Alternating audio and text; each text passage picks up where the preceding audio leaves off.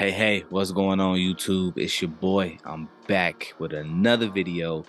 And yes, today I will have another amazing guest. If you have been loving these interviews that I've been doing, man, hit that like button, subscribe to the channel. There's going to be a lot more of these interviews and just discussions that we're going to be having on the channel. They're going to be having a lot more in the next upcoming weeks and months.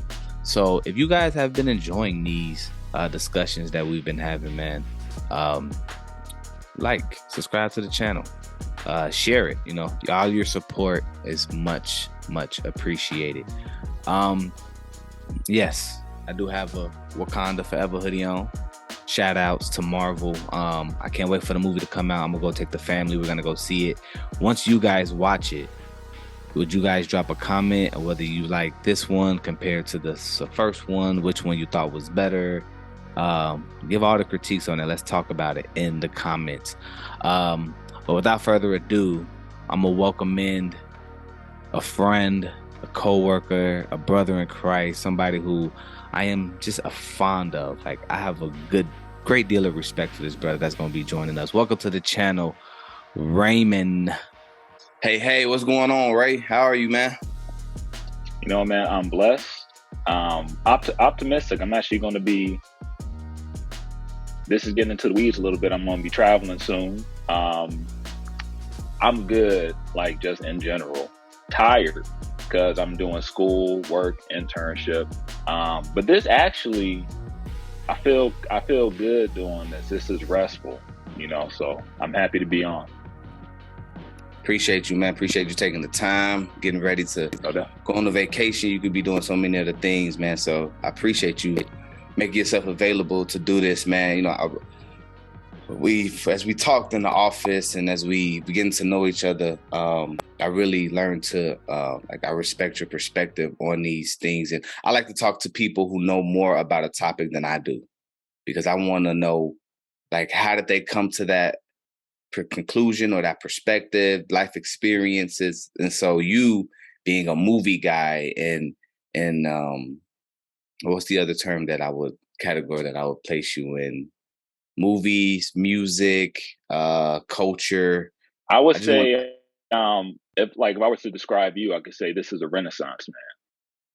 So I like that. That's somebody who kind of, they're into art. They can talk about art, politics, religion. They could talk about, or they can talk about one subject from many different angles, Yeah. So cool. Yeah, man. So I want to dive right into this. Well, before we get into the main topic, let the people know a little bit about you, your background, early childhood stages, how you were brought up. Born to Raymond Woods and Margot Woods, year of 1988 in Blue Island, Illinois. Grew up in the southern suburbs. So I'm a suburb kid my whole life. Even though my pop came from the city, my mom came from the city. If anyone is familiar with like the Gardens area, I got family over there. I think I got family in Cabrini, but just like all over the city. But for the first 28 years of my life, that's where I grew up.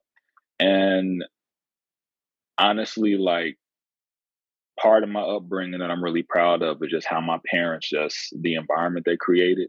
Because a lot of people can blame their parents for a lot of stuff, but I can look at them honestly and say, you know what, they did a really good job. They raised us to love Jesus and not be corny about it. My dad is one of the coolest dudes in the world. If you ever meet him, my dad is fearless. He fears nobody. I used to really envy him growing up because I'm like, my dad is not afraid of anybody. And my mom is like the sweetest person in the world, who at the same time will pray a revival down and, if she fight for you. They make such a wonderful couple because I think they are a study in contrast. My dad is like the uber cool kind of secret agent dude. And my mom is kind of like the nerdy, kind of cute little lady, but they just make such a dynamic couple, So it's funny how opposites attract like that. I used to think it was a one-off thing until I would look at couples and I would say their their husband or their wife is the exact opposite of them. Like Yep. I'm guessing because if you just married the same person, and I'm thinking about how God does things, if I marry somebody who is the same as me, I'm not really going to change for the better, or I'm just really going to stay the same. That But like is, my wife, yeah, yeah, my wife is like in a lot of ways a complete opposite of me, but she draws me out of my shell. She has me doing things I would not normally do. And it's growth. You're gonna yeah, hear that word growth a lot throughout this podcast. So get yeah. ready for that. I definitely understand exactly where you come from because me and my wife are total opposites. Like I'm a social butterfly. I'm the person I like being out in social events and just making friends and doing all those things. And my wife is very much more reserved. Um, she has like a cap, like a 2 hour, 3 hour cap of like social events, but small or big. And so I can make friends and talk to any type of group. People are drawn to her, which is the different dynamics of our personality. Like people are more drawn to my wife. Like you see her Instagram and her TikTok. Like she has this big following, but she doesn't like do a lot of things on there. But people just love her. People bless her all the time, just random text messages of encouragement. Even like people send gifts. You know what I'm saying? And so people like my wife, but she's not. She's definitely total opposites of that for me. She doesn't like sports. She doesn't like video games. I like sports Hmm. and video games. But it does as far as like making you whole. Yeah, I use the term like marriage makes you definitely more holy because it Yeah. teaches you how to grow in your character and you have to start to have compassion and learn about this other person and care for their needs and their wants outside of your own. And so that revolves dying to yourself. And it's a lot harder to do when you guys are total opposites. You have different points of views, and it teaches you um, how to have real conversation, right? Understanding other people's points of views and perspectives. How do they come to that? And compassion. So, yeah, And you said the key word, which is dying to yourself. Because I think a lot of Christians, they'll kind of just spout that off and they'll say, "Oh man, like just during this season, a lot of dying to yourself." I'm like, homie, do you realize what you're actually saying? Like dying to yourself. I mean, you can. It's like parts of you that you thought was always going to be a part of you. You kind of got to let hmm go, or you. I mean, for the better. But because I can honestly say that, like, as challenging sometimes as it has felt, kind of marrying our viewpoints and you know doing things from her point of view, because like 9 times out of 10, if my wife suggests something, it's the right way to go. I mean, and I'm not even trying to say that to pay her like a compliment. Like she just has sometimes much better ideas than me, and she is a much better executor, I believe, and that involves like humbling yourself, on like, man, like somebody had a better idea than me, the you Bible know. says that a man that finds a wife finds a good thing, Finds a and good so thing. Yes, sir. and the Bible also refers to wisdom. He refers to it in the person of a woman. So there's a lot of wisdom that come from women. Yeah. So just in my And we experience. and we should take it as a compliment, because it's like God was like, look, I gave you a beautiful woman who is very wise.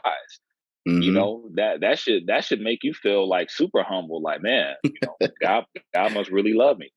Yeah. God was looking out for me because some of the things in my household I'm not good at, and I don't never try to be good at. And my wife is amazing at them. And I'm like, that's you. That's your ministry.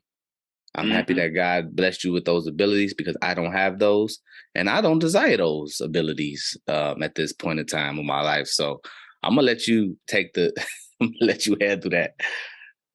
So yeah, it's definitely God knew what He was doing. True.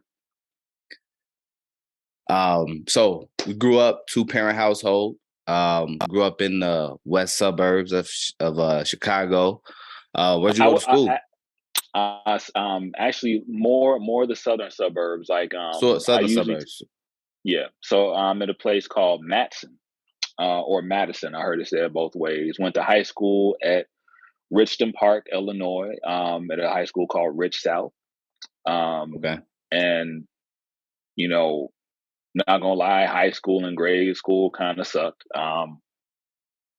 The teachers were cool and everything like that, but I did not fit in whatsoever. Like I usually tell people, like I was a black kid at school that could not play basketball. Here's the thing: I love playing basketball. I'm a huge fan. I grew up when Michael Jordan was a superhero, but like Mm-hmm. the actual competition, I think I take that back. I think I was just more afraid of the competition because so many times you get out on the court, it would be like life and death. And so I maybe would have developed more as a player if I would have been better at the competition aspect. I kind of Mm. figured that out later on. But I just use that example to just kind of paint the picture of how, like, and not to say I'm special, because I used to say like, oh, it's just because I'm special that nobody understands me. Man, I think everybody's special, whether you play basketball or you don't. But I felt ostracized, and I really felt like I didn't really fit in.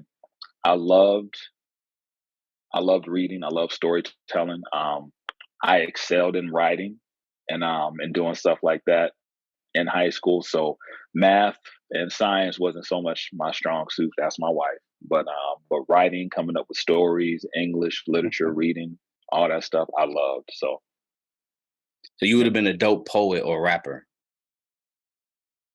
I could have been a ghostwriter. You A know, ghostwriter? yeah. I think that's they need to put more respect on that profession. Oh, my sidebar. Did you know that Jay-Z wrote Still Dre? I know Dr. Dre didn't write it. I Yeah, know yeah, Jay. he has like a whole bunch of people that actually writes music. Diddy as well. Like Diddy has people that write different raps for him and stuff like that. But I didn't know who particularly wrote that song. Or I mean, in Diddy's case, I don't know if I would want credit for writing any of like Diddy's verses. And I don't know if it's the execution, because actually the verse may be dope, but it just may be the execution that's like kind of off. I mean, no shade at Diddy. He became like a multi-millionaire rapper who could not rap.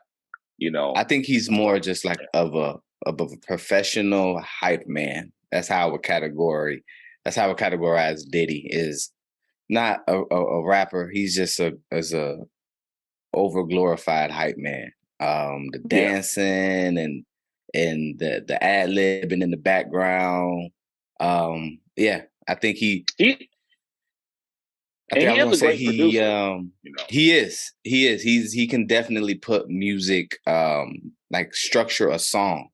So the knowing where to put the hook, knowing where to drop beat off, Brit, all that stuff he's really good at. So yeah, I would definitely. I mean, he's been in the game for a long time because he is really good at that. So true. But yeah, after I did high school, went to college for the first time. Went to Olivet, Nazarene. Didn't finish at that time, and this kind of gets into the whole testimony area because that was just a really rough. Like college, was just the first time around was just rough. Like I was not in the state. I tell people like if you don't feel like you're investing in, because I think college is an investment, and if you don't feel like you're good ground to invest in, like you won't follow through with it. And at that point, just a lot of the stuff I was dealing with had me looking at myself like, well, Ray, if you see yourself with all these issues, if you see yourself as kind of worthless, then why are you even investing in yourself? And mm, that was kind of the beginning of the 20s, my 20s being like a period of God just kind of having to shift what I was magnifying. Am I magnifying my issues or my problems, or am I magnifying Jesus? I mean, and I can extrapolate a lot from that, but it was rough. Like my 20s was rough.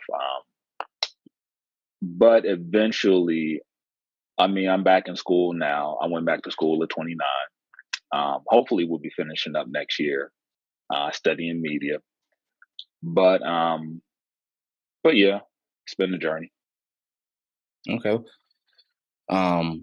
So you're studying media. What made you want to get into media? Um, I love movie making and I love filmmaking. The main okay, I actually have a key incident. The key incident that got me into movies was I I brought the DVD of Star Wars Episode 1 when it came out, the 2-disc special edition. Um, I brought the DVD player myself. I went out and I shoveled snow. I shoveled 3 walkways, $20 a pop, which was enough to buy a very cheap DVD player. So it wasn't Sony, it wasn't Panavision, it wasn't anything good. It was called Apex. And so Apex did Okay. not have yeah, Apex did not have buttons for switching scenes. Apex had a turn dial, like an old TV. I do not know how much radiation this thing was emitting. It was probably just you pop it open, it was mice in there running around, like, turning stuff. Anyway, I had a cheap DVD player and I had Star Wars Episode 1 on DVD. Watched the movie about 8 times. I love that movie, even though a lot of people hate on it. But then I put in a second disc, which was all the special features. And one special feature was the making of Star Wars Episode 1 with George Lucas. George Lucas is the writer, director, producer. He's the visionary behind Star Wars. And it was like an hour-long documentary, over an hour. And it showed this little man. George Lucas is short. George Lucas is like 5'4". It showed this little man sitting at his typewriter and writing a long time ago in the galaxy far, far away. And he just starts like dreaming up all this stuff. And then a producer comes aboard who gives him money to make it. And then artists come aboard who start sketching designs based on his ideas. And then actors come on board. And I'm like, wait a minute, this little dude sat down and he wrote on a piece of paper a long time ago in a galaxy far, far away. And then from that, like this explosion of he basically created a world. Yeah, And yeah. that and he got all these people to help him fashion. And then at the end, he gave this vision to the people to just kind of like be blessed by and just like be inspired by, to like rile up their imagination. And I'm like, this dude is basically dreaming while he's awake, and I'm like, if I could do that for the rest of my, I was like, just something in that clicked. I'm like, I want to do that. There is no other profession in the world I would rather do than be a filmmaker and Mm. dream up these worlds for people to inhabit and be inspired by. Because the end of that documentary it still haunts me to this day, because they showed the first night when that movie opened. And I don't know how old you were in 1999. You was my age because you're 34 years old. So people were hyped for that, and they showed the moment that the lights went down. And a long time ago, like the words appeared on the screen, and then the Star Wars fanfare started, and people lost their minds. And I was like, you know what? I want to do that for the rest of my life. So, Mm. I'm so impressed and at awe with people that can come up with a movie series like Star Wars. That you, I've tried to like think of plays, like real just basic plays, and come up with those things, and it's definitely not my gifting. I'm more of an executor naturally. If we talk about your vision and we put it on paper, like I'm gifted in the area of let's get it done. Like let's put all the pieces together. But like sitting down with paper and writing out all these characters, and I I don't have the mentally capacity. God didn't bless me with that. So I'm always like, think about Star Wars. Do you think about how it just took off? And he probably just is like, man, I just want to make this movie, not even knowing like how it was going to blow up and how it's going to turn into this world phenomenon where we got Comic-Con and people go Star Wars, they dress up. And I mean, however many years, 30 something years later, it's still popping to this day. And so, What's funny about what you just said is that George Lucas actually hates writing, and so he has said on multiple occasions how much he hates the writing process and how he was the movie The Godfather. yes, Yeah, like that's kind of like my dad will teach us through The Godfather. He'll like whenever it's on TV and we're over the crib, he'll be like, Ray, you see, Michael Corleone did this, and so that's like a very teachable movie for me. But that was directed by a dude named Francis Ford Coppola, and Francis Ford Coppola mentored George Lucas, and he was the one that basically got George Lucas into filmmaking, and he was the one who was basically like, you have to write. He would force George Lucas to sit down and write scripts like against his will because he was like, man, if you have this vision, nobody's just going to give you money and give you good scripts. You have to. So I say all that to say, even for George Lucas, it was hard, and I think sometimes a lot of people who don't think they're creative. I mean, and look, you may just say, Ray, I don't have that gift because you do give off a vibe like as like a producer. You seem like somebody that I could see on the set, just a producer like just kind of they run the set. The director has a creative vision, but you seem like somebody who just has authority to just kind of execute and get stuff done. And I pay that to you as a huge compliment. Like you have that gravitas. But at the appreciate same that. time, a lot of people who say they aren't creative are creative. So I can also see creativity in you. It may be hard, I mean, and that may be a good thing. Like, I mean, good stuff that's written maybe should be hard. If it was easy, then It everybody would was do easy. Right, right, right. it. So yeah, yeah. Yeah, well, I appreciate the compliment, man. And No doubt. I wanted to, we're gonna dive more into the movies in a bit, but before No then, I doubt. want you just to share your testimony of how you came to Christ and your church experience overall. Um, so it's kind of like giving a testimony in court. So I want to exonerate my parents right now. They did everything correct. Raymond Woods and Margot Woods should not be charged with everything. I would always say no, no, legit. I would be like, you know what, God, after all the stuff I've been through in my life, you can let mom and dad go. They did their best. No, Um, that's good. I like that because I you was know, thinking about like my parents, and I'm like, some of the stuff I did, I knew better. Like my mom didn't, she did her very best. Like I grew up in an extremely like Christian household. I had to learn Bible verses. It was part of my homework. Like you had schoolwork, mhm, and then we had the Lord's work. Like you gonna learn these verses, or you ain't going outside, nothing. So my mom, she instilled that in me early, and so a lot of our morals and everything, it came from the Bible, and she did her very best to instill that in me. So some of the stuff that I did when I started to rebel and wild out, yeah, it wasn't anything that had to do with my mom. It was yeah, just a reflection of me being a born sinner, a fallen person, and being rebellious. So yeah, no doubt. And so yeah, so I don't blame them. I used to try and blame them, but it didn't really pan out. But they raised me to love Jesus, to follow Jesus. And something you said a second ago, it's even that verse that says, no one when they are tempted should say, God has tempted me. You shouldn't start blaming people. But it's that yuckiness we got in our own flesh, that kind of leads us astray, or it can if we let it. But yeah, I grew up going to church. And my parents, I give them props for this too. It wasn't just you're a church on Sunday type of kid. It's throughout the week.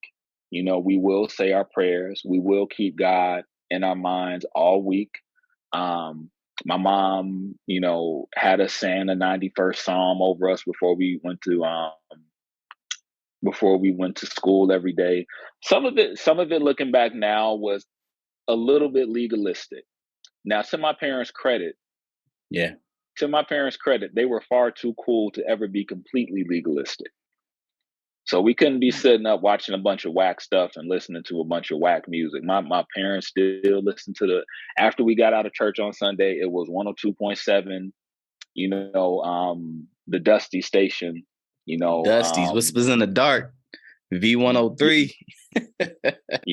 Herb Kent, the cool gent. Do you remember this? You remember every Sunday it would be Herb Kent on 102.7 who will be doing the Battle of the Best, So and it would be like my mom was strictly like Christian everything, except for certain movies. But I didn't start to dabble into secular music until I was, I want to say 16, well, maybe a little bit before that, maybe 13 is when she got remarried, and her husband was like, he was a Christian, but he was like, you got to take like the handcuffs off. And, Mhm. my sister was 6 years older than me. So a lot of music that I heard, it was because of my sister, because she allowed my sister to still listen to certain secular music. Cause she was like, my mom had this mindset of like, well, she grew up in it. She knows about it already. I don't want you to know about it at all. So she tried to shield me from it. But when I go over my dad's house on the weekend, my dad was playing DMX, Tupac, you know what I'm saying, Big Pun, Biggie. So I'm in the car with my dad. I'm like listening to everything, and my dad didn't play the clean version. So, I had two very different, parenting skills. My dad was not a Christian, didn't go to church, was a street dude, and those type of things. Even though he was a hard worker, he had always had a job, but he was still at the same time he was in the streets, and he didn't go to church or anything like that. My mom was very much Christian, went to church, like you said, a little bit legalistic in some of her ways, but yeah, it was too different. It was night and day in those two different households. So you said something I resonate with. You said that your sister was like she was listening to a lot more the secular music and stuff, and then your yeah, dad too, because like for me that was my brother. Because the way it goes is it was me and my sister are the closest in age. We're 2 years apart. But okay, my mother and my father, they actually came from they came into the marriage. My father had two sons and my mother had a son. And so they both came to the marriage, and me and my sister, we kind of just, they were like, you know what, with them, I don't know if they did it like this exactly, but like with Angel and Ray, we're going to actually be like a little bit stricter, or at least my mom was. But I say all that to say, my brother was the one who was like the cool brother. So like his room was the one he was lit. He was watching BET 106 in Park, Cedar's World. He was the one who was watching the Basement.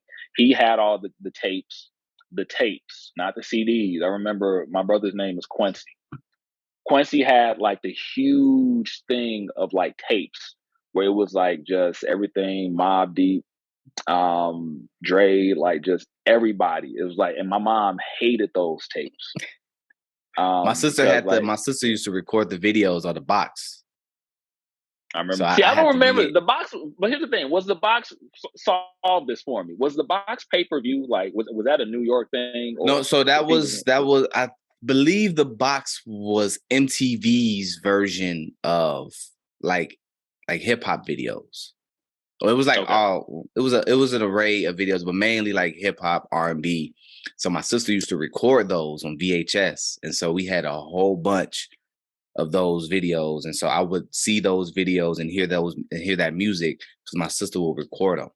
And then, like I Mm, said, when I go over my dad's house, my cousins and stuff like that, they were big on, Rap City, The Basement, 106 in Park.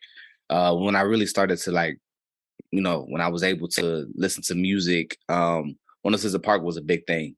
And it was like just hmm taking off too. So that whole run of like however many years when it was AJ and Free that was there hmm hosting, I was like watching it like that was every day. You know what I'm saying? So um yeah, that's what it was for me. I didn't too many. My dad had a whole bunch of cassette tapes before CDs started popping, so I remember them. But I never had tapes. It was CD. So I really started to listen to music when the Walkman era took off. Did you have the thing in the car where you could put the tape in and then plug it into the Walkman? Mhm. And then I remember I remember sitting next to my brother, and he would be like changing CDs like in mid car ride. And I'm like, man, this is kind of dangerous. Looking back now, I'm like, why are we changing CDs 15 times in the span of like a 5 mile ride? This is kind of dangerous. And two, the anti skip feature on those things never worked. That's the last thing I say. You remember it always be like anti skip, and I was like, man, this is not if you blew on the Walkman, it would like skip 15 times. I'm like, man, forget Yeah, this stuff. yeah, That was whack. yeah. Oh man, how technology has come such a long way. Now Such a long way. I got like 15,000 songs like across 15,000 playlists. Well, I mean, which is funny. I love it now, but in a weird way, I miss those days because it was just so much more simple. You know, I miss like having to wait for the songs to come on the radio and then record them. You know, I miss having, if you wanted to have a dope voicemail, you would have a song playing.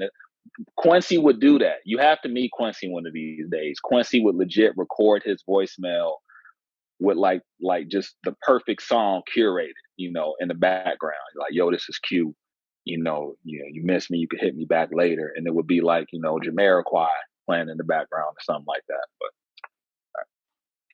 I can Yeah. go on about I know you asked me about my testimony. We're talking about like our siblings' music taste. Um, I'll circle back around to that when we talk about music and stuff. Yeah. But as far as my testimony, I can make it really simple. Born and raised to love Jesus. As far as my own personal issues, I sometimes feel like, and you have people who suffered more than me, some people who suffered less. So I'll just try and speak as authentically as I can about just what I dealt with. And it seems like every emotional issue, be it fear, intense social anxiety. I mean, like not wanting to get out of the car, not wanting to go to school, intense Mm. emotional distress, not looking people in their eye, running from social situations, guilt, shame, just intense dislike of self, even and depression. Um, I don't know why. I mean, like I've been in counseling, just a PSA, and good Christian counseling too. Like counseling can do a lot for you. I mean, and there are I'm payment not plans. against counseling at all. But and look, I know a lot of it's expensive, but there are payment plans. Shout out to Chicago West. My church, Chicago West Bible Church, they linked up with Moody Bible College, and they're going to be Hmm. doing counseling. And I think a lot of the counseling they're making like super, super not expensive. So counseling, I mean, I've been having counseling since I was 15, and that's great, you know. Yeah. But yeah, because a lot of the issues, if it would have been a broke arm, I would have went to the doctor. But a lot of the issues was like, emotional, mental. So I would get help. Sometimes it would get really rough, suicide, like not wanting to be here anymore. It would get really dark. And so a lot of that was I mean, I can look at high school and grade school and just be like, man, I wanted to be anywhere but school. I wanted to be anywhere but, in a social situation. It was really easy to lose myself in cartoons. Like I was Mm. to this day, I can get super nostalgic. My wife marvels at my pop culture, um, my ability to recount pop culture. Like I can talk about specific lines from specific episodes of Hey Arnold and Recess and Powerpuff Girls and like Wow. just cause I would just sit in my room and just like just that was my safe space. I remember shows people have forgotten. Like we were talking in the office. I was like, you remember this show on Nickelodeon? And then you're like, wait, what that came on Nick? And then because a lot of people remember the theme song to Keenan and Kel. I remember like the finale. I remember when Keenan moved away and Kel was all sad. I remember the Halloween episode. I remember too much maybe. But yeah, that's Yeah. just how I kind of self-soothe. I'm not saying like anything's wrong with watching TV, but I guess it's just kind of the place you give it in your life, like in your heart. Um, anyway, it got really bad. So in the 20s, it got like when I was in my 20s, it got really bad, and just I left school, like because I was in school, like just a lot of people go to college to while out. I went to college, I was trying, I was doing my thing, but just the stuff was getting the better of me, man. Like, I didn't like myself. I didn't feel like I was worthy of anything, especially not an education. So I came home. My mom and my dad got me out of there. They got tired of like me calling up, tripping and crying on the phone and stuff like that, saying I didn't want to be here anymore. So they got me home. And from about like 21 through 26 into my mid to late 20s, I was just living by the seat of my pants. I mean, it would be kind of a yin and a yang thing where I had a lot of free time and my parents gave me a lot of grace, um, to just kind of find myself, to spend time in the word, to work on my body, work on my health, to exercise. I did a lot of studying. I, I think I grew as a filmmaker. I mean, just studying, reading. But then I would just fall off, and then I would have like a bad episode, and I wouldn't leave my room for like days, like, and it would be really bad. So then what happened was, I mean, long story short, I discovered, and you know what, God really brought me a long way too in terms of, just dealing with issues of lust, pornography, like just completely breaking that stuff off of my life. But that at that time, that really contributed to like the guilt and the shame. Mm. So fast forward to my late 20s, and I'm up in the crib, and my mom is listening to. She watches a lot of Christian television. She's not like dogmatic about it, but she just likes, feed herself with that. And there's this dude on TV called Joseph Prince. Some people may know about him, some people may not, but it's this like just dude from Singapore, um, who is just wearing a leather jacket on stage talking to a bunch of Singaporean people and just talking about Jesus. And so I'm watching this for a second. At first, I legit thought he was a Michael Jackson impersonator. He Mm. just looked like he was about to bust out with the moonwalk at any second. And I'm like, Ma, like, who is this? I was like, who is this scam artist? This dude wearing a leather jacket on stage in Singapore. But I listened, and one thing he did, Derry, is that he just talked about Jesus. And you would say, well, pastors do that all the time. And I'm like, well, I mean, growing up, my church going, and I went to some wonderful churches. I mean, I'm not knocking anything, but a lot of times it was, this Sunday we're going to talk about 5 steps to such and such, to financial, security. Um, 5 steps to a better marriage, to a better relationship. And it would always be just kind of looking at the scriptures as a means to an end instead of looking at the scriptures to reveal more about Jesus and about Christ. So this dude would just talk about Jesus. He would just go through the parables. And what he did was he highlighted his character. He like the beauty, like just the beauty of his character, of his conduct, of how he treated people, of just how much of a hero he was. And this is stuff, and I was like, I've read the gospels before, but I never noticed this. It's like it Mm. would be just like stuff that like pastors would just gloss over or gleam over, just like the personal touch Jesus had with people. When he raised the little girl, like the little 12-year-old girl, who was dead, and he brought her out to, her parents, and then he was like, "Give the girl something to eat." I would always like gloss over that. He didn't have to say that. He didn't have to like care about like the fact that she was probably hungry. Yeah. But he was like, "Man, get a girl something to eat." When Peter was walking on the water and he started to sink, and it was like Jesus immediately reached out and grabbed him and pulled him up. I never noticed that. I just always would see the admonishment, but I didn't see the fact that when he was sinking, Jesus immediately would come to save him. And Mm, I don't know. I don't know. I'm hoping I'm painting a good picture of the fact that all my life, or at least my life up to that point, I had known about Jesus and I knew that God loved me, but I didn't think that he liked me. And I was shown what I was basically shown was the grace of God. And I think grace has a lot of definitions, but I think grace is just the fact that God likes us and he doesn't. I know that may be a terrible definition to some people, but grace, like, God really likes you. He really wants to help you. He'll do it for you. You know, he knows you can't do it. He knows you're going to fail. mhm, So I would be sitting up and I would just look at the TV, like, just hearing more about Jesus, because I was sick of my own character. I was sick of myself. I was sick of my conduct. I couldn't stand like myself for 24 hours. So I would just listen to sermon after sermon. And then you take it another step.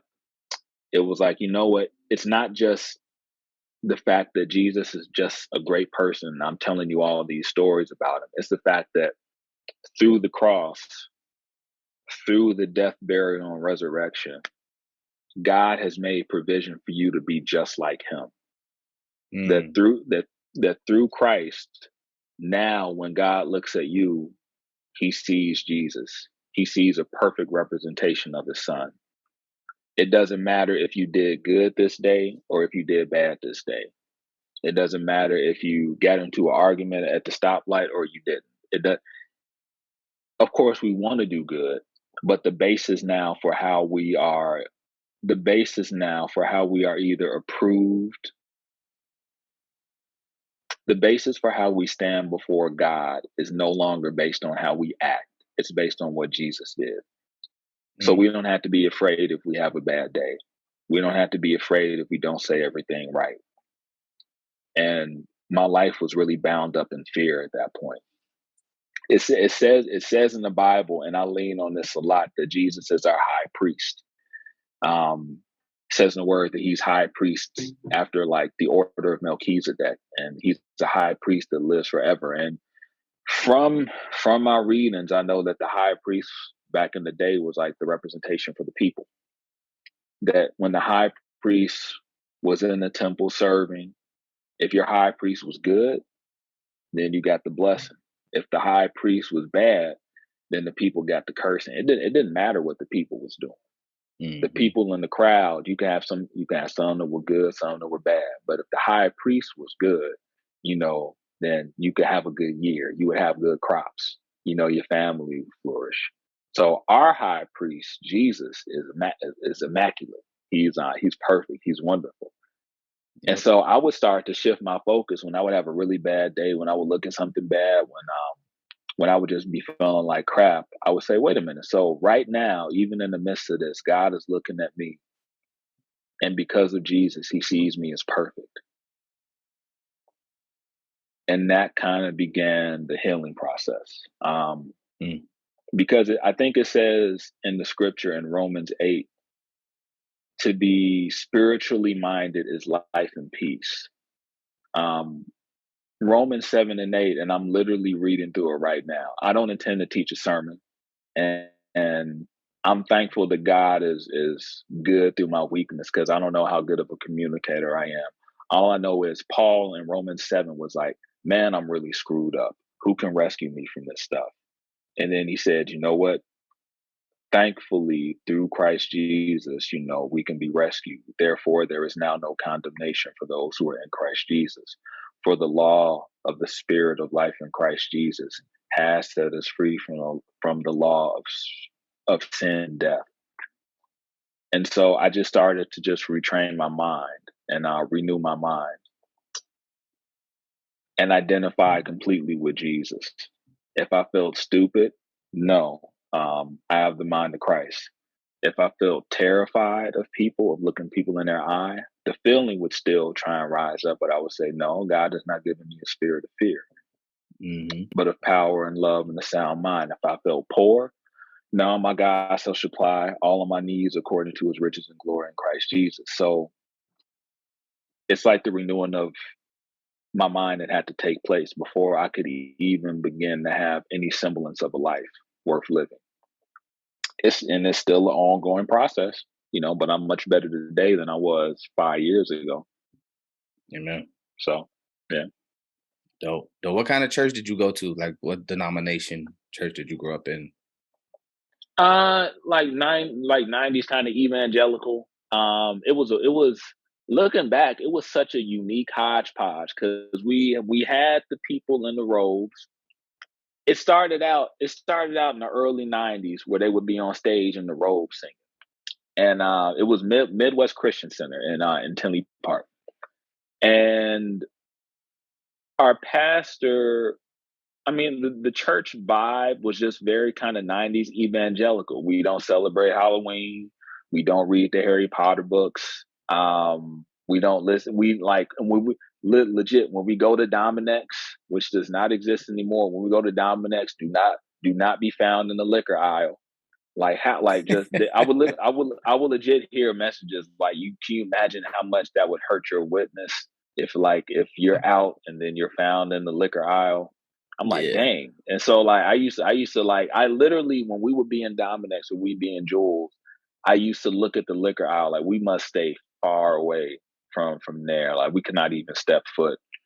So I mean, I'm not saying it was all bad. I made a lot of good friends. Church wasn't what I was looking for at that time. I went because my parents kind of forced me to go. Church really wasn't that different from school. I still didn't really feel like I fit in. So I kind of carried the mindset from school to church. So I mean, kids are going to be kids, whether they in school or whether they in church. They still gonna wild out. Right. They still gonna Right. act Right. silly. So yeah, so mildly legalistic. But it got better, like my church journey. So when I started going by myself, I went to a church called Christian Life Center in Tinley Park. And that's one of the best churches I've ever been to. Pastor Chris and Pastor Jerry McQuay, two old white pastors, not old, they would get mad at me for saying that, with a predominantly Black congregation who love Jesus, who preach clear and concise word, and have a wonderful ministry. And that's the first, you know what, Derry? That's the first time I really saw community where Mm. I would see people of different lifestyles and people of different viewpoints. I saw Christian community, but they all were together seeking Jesus and just dealing with each other's flaws and stuff like that. That's the first time I really started to see people be authentic.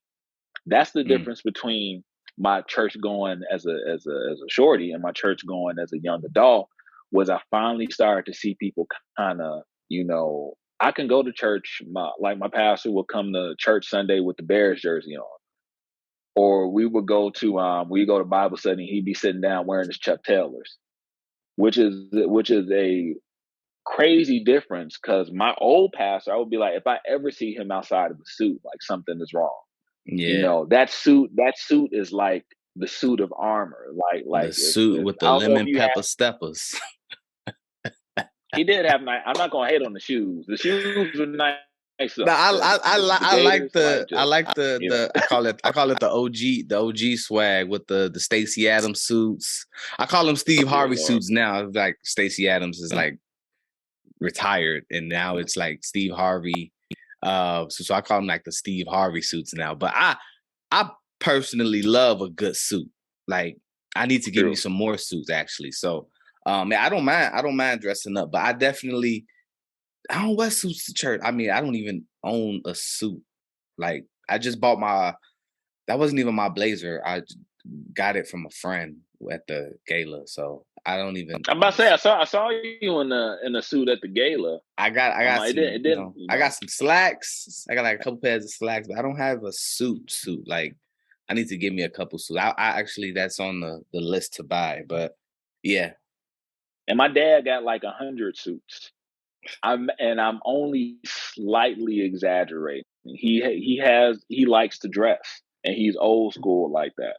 And so he would have a suit every Sunday for going to church, and he would be pressing his pants beforehand and, like ironing and stuff like that. So he really, one of these days, I'll show you pictures from my wedding and how my dad basically outdressed me at my own wedding.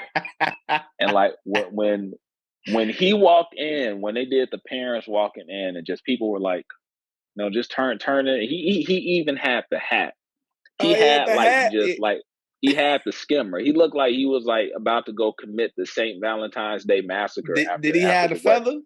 feather? He did not have Did the he? feather. Oh, That would have okay. been too much. I'm glad he didn't, because So the he wedding just even would so have stopped. he even tried to sun you on your wedding day, huh? With the It was clothes. it was just dad being dad. Yeah. I'm not going to ask someone not to shine and be, my wedding day is as much a celebration of them as it is of us getting together. So it's all Yeah. good. Yeah, that's dope, man. That's I envy, like, in a good way, like people that have those type of stories. 'Cause I didn't have that relationship with my father. Like my father was very inconsistent in my life. Um, so even when he was in my life, it was just like we go to my grandma's house. I would be there with my cousins, and he would go and do his thing, and he would come back, and so very inconsistent in my life. And so I'd be like, man, I wish my dad wasn't at my wedding. I wish he was at my wedding and stuff like that. But yeah, we'll talk about that at another time. So But yeah, so once I basically encountered God's grace, and completely shifted my identity. Yeah, I'll say it like this. Like in the Gospel of John, how John is always like, "I'm the disciple that Jesus loved," or the disciple that he'll say that a bunch of times. yeah. It's like that's kind of like, and that's John writing that stuff. I mean, through the Holy Spirit, but it's like the disciple who Jesus loved. I just had to see myself as somebody that Jesus loved, independent of my action. I had to shift my identity fully onto Christ, from Ray to Christ. And not in a sense, it's almost like that scripture where Jesus is like, he who wants to keep his life will lose it, but he who loses his life for my sake will find it. Hmm. It's not the fact that you become like a Christian drone and you lose any aspect of your personality. It's like I never feel more fully authentic than when I see myself like God sees me, through Christ and Christ. And so his word kind of became, or is just becoming, more and more the basis for who I am, independent of action. How I Basically, the shift was, how I feel no longer dictates who I am. Feelings don't dictate, like, if you feel this way, if you feel that way. If you feel, if I told somebody at a Bible study, and I promise you this is from God, this is not me. I'll give him the credit for this. I said, if Bill Gates woke up tomorrow and felt poor, you know, he's still rich. He can wake up and feel poor. He's like, man, I feel poor. Like, no, Negro, you still rich. So if you wake up tomorrow and you don't feel saved, if you wake up tomorrow, you don't feel saved. If you wake up and you feel like a failure, you feel like a loser, you feel like you're not a good husband, that's not what God says about you. That really saved my life. So then it's like, you know what? Shoot, I felt worthless, but you know what? God says I'm worthy. God says I'm approved. God says my future is bright. So you know what? Yeah, let me go get some educating. Let me go back to school now. I got a much better foundation. You know, man, I don't feel like anybody could ever love me or would want to be my wife. No, God says a man who finds a wife finds a good thing. I said you redeemed. So you can go, you can put your feelers out there. I got somebody for it, and He has somebody for me. So man, I don't know if I could ever have a place of my own crib, my own house. I don't know if my money or my credit can get in order like that. I'm sitting in my own house right now. You know, how shall he who gave up Jesus not along with him freely give us all good things? And Mm, that's I'm good. sitting in my own home right now. Not I'm I'm saying that not to gloat, but to kind of gloat on God. You know, Right, right. don't Yeah. don't don't don't let your feelings and your circumstances. I'm not knocking anybody's circumstances or feelings. In the natural, I'm facing like circumstances and feelings right now.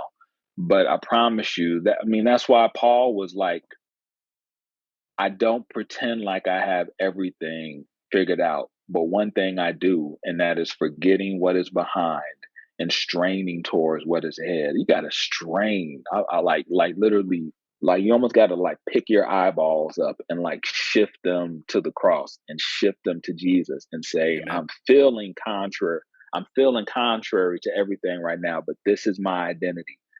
And if I can just hold on, then and then he'll pull me through, Yeah. you know. Yeah. So yeah, That's good. That word, I mean, man, that's a whole nother podcast in itself right there. Just no doubt. that one line. So yeah, I mean, I believe everybody at some point in time has been there. I've been there, you know what I'm saying? And we're probably gonna get into that a little bit when we dive into our main topic, main reason for getting on here. But yeah, that's pretty dope. So when did you what year did you come to know Christ, like personally in a relationship? What year was that? Uh, personally, I can't give it an exact date. I would say maybe my mid to late 20s, like around maybe 26, 27, because that's when I really got to know God. I mean, Right. before then, I really believe if I'd have died, I'd have went to heaven. I'd have put myself through hell, like until then. Like you can give yourself a really hellish time on earth. Yeah. But getting to know God, getting to know Jesus happened like I believe in my mid to late 20s. Now and also keep in mind I was one of those Christians and I still struggle with this. Whenever they give an altar call, I'm like, I will put I'll be like, should I put my hand up? And I'm like, I put my hand up like 30 times last year. I'm like, maybe I should just do it again just to make sure. So I probably I got multiple dates where I've accepted Jesus. So I can put that on I got at least like 60 to 90 times where I've made Jesus the Lord of my life. So Yeah, I remember yeah, one season of my life. I think it was like for like 2 months, bro. Like every day, every Sunday, I was at the altar, like altar bet. call. Whether you if you don't think you're saved or whether you just need prayer, like I was up there every week. So, yeah, for about You two know what? months. God bless you for that, man. Because I don't even want to think about anybody else. But if someone's offering prayer at the altar, one, I used to be terrified to go up to the altar. I used to think it was like the bait and switch. Like I would hear a great sermon, and then at the end, the pastor would be like, "All right, now you got to come up to the altar." I'm like, man, forget. Like, no, man, I could pray in my seat. Why you want me to walk Yeah, up yeah. to the altar? Well, Dang it! So now I'm I like, come from a. yeah, Sometimes it's hard. Like when I look back at my experience in the church that I grew up in, and it was very much put your business out there. yeah, Like pastor would call up somebody, and if that person, especially if that person is like a member, they'll be like, "Well, what you struggling with?" And you're like, "Man, well, I'm struggling with drugs. Let's pray that this person will get off that dope." And it just becomes a whole big thing, and then you got everybody like doing all this person's business, and it's that was like a culture in the '90s of a lot of black churches was I'm gonna put y'all business out there. So, uh, yeah, that was actually it was a skit in a rap song that kind of did that really good. I'm trying to remember. I can't remember the artist who did it, but it was like Sister Mother something. So glad your parole came through. So glad to see you here. It was funny, but it was I was like, yeah, we've experienced that at my church. People's business just getting details too. Like, yeah, it was real bad. So I know some people that were hesitant to go up there to get prayer because of that reason.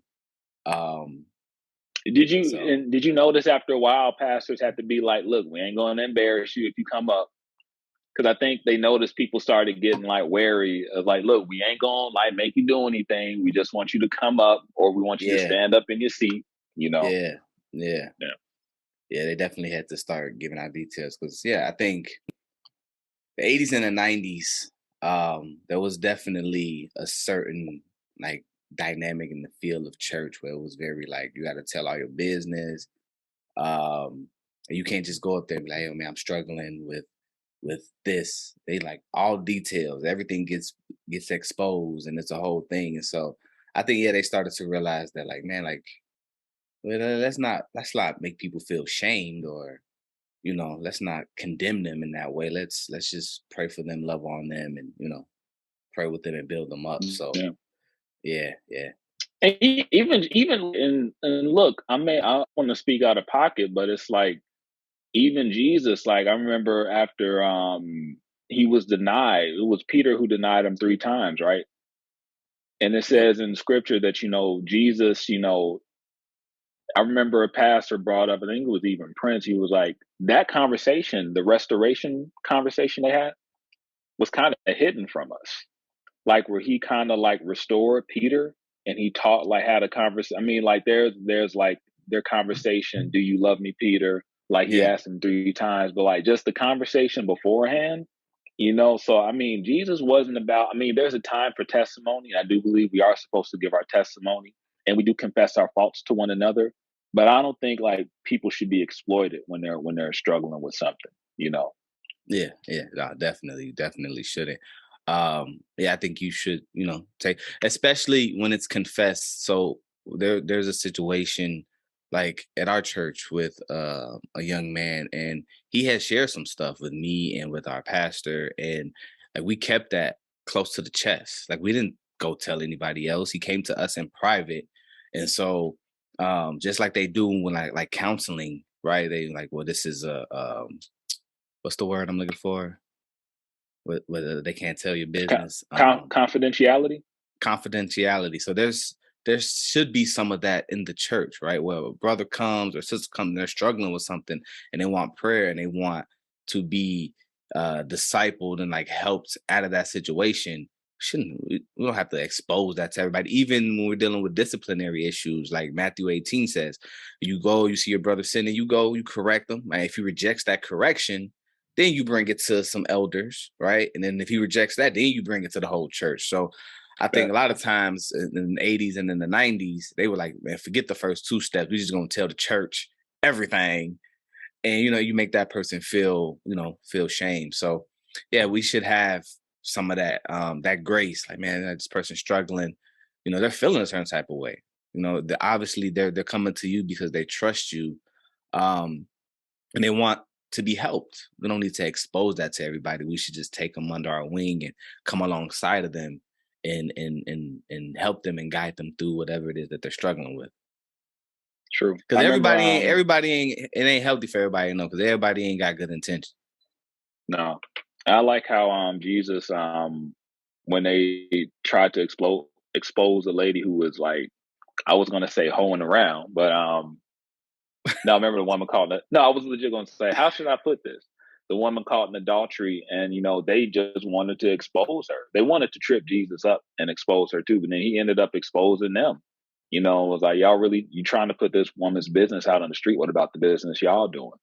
you know. And then Hmm. when everybody was gone, which I love, it's one of those personal touches I love. He has her look around. It's like, where are the people condemning you at?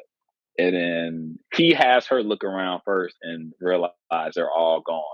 And then after the condemnation is left, then he's like, now leave your life of sin. First he took Hmm. away the condemnation, so it's the personal touch I love. Yeah, that's good. That's good. Um, but man, I want to dive into this um culture talk, man. Movies and music. Um, I'm much more of a music guy, and you're much more But of a movie guy. But I want to talk about this thing of secular music versus Christian music, or secular movies versus Christian movies. Is it a thing for you? Like, do you category movies like that? Like, if it's secular movie, I ain't gonna watch it, or mm-mm. do you put movies in that category, or how do you um, define like movies and why you watch them? No, that's a good question. Why do I watch them? It was a struggle at first. I tell people that I fell in love with movie making before I fell in love with movies because I didn't grow up watching like a lot of highbrow stuff, what people consider highbrow stuff. I grew up watching Adam Sandler movies, Happy Gilmore, Billy Madison. I grew up watching like one One of of my my favorite favorites. sports. Dear Lord, we can have a quote Adam, off. Adam, Adam Sandler is one of my favorite. as far as like movie comedian guys. But yeah, go ahead. Great actor too. Great actor. He can snap off on the acting side too. Dude, Jim, what's that movie that he did where he was I haven't the seen it. I know Uncut Gems. yeah, Uncut Gems. There you go. Yeah, yeah, It yeah. was, Good movie. it was good. You should definitely watch it. It's a I good love movie. how he can do that and just like remind people I can do this if I wanted to. I can snap off and get all the Oscars, but I like making people laugh, Yeah. And and he keeps props his to friend my bro. and he keeps his friends in the loop, like in all the movies. And, Like he and don't the guys he people hate came on up him for with. that. I'm like, I love that. It's like, look, if you got a chance, if I can give all my friends parts in my movies, and they're funny too, Why I'm not? like, Why but not? people hate though. But yeah, Billy Madison, Happy Gilmore, and The Water Boy were early favorites. But I grew up just watching stuff the kids were watching. I grew up watching Disney movies, Nickelodeon. So I wasn't really watching like cinema with a capital C. But when I discovered but I did like cinema. Like my parents, I get a lot of my style from them because my dad, he liked watching stuff like The Godfather, but my dad will go a step further. Um, he would like watching stuff like Wizard of Oz and like It's a Wonderful Life. And Hmm. my dad liked watching a lot of the classics. Like my dad is a style guy. So I talked about the Suits a second ago. So my dad liked watching like the old black and white gangster movies and like Humphrey Bogart and Jimmy Cagney. And like half the time we'd be watching the movie, he'd be like, "Man, that suit is nice," because they would be wearing the 3-piece suits and stuff like that. And but my dad also was just like he just had such a great sense of style. My mom, on the other hand, came from more of like the teeny bopper. I grew up watching. She grew up liking Elvis and stuff like that. She grew up watching the beach movies with Frankie and that. Like Gidget Go. I may be speaking to some stuff no one knows about, but my mom had the super nerdy taste. My dad had the super stylistic taste. And that's not to put them in a box. Like my dad is the one who introduced me to Star Wars.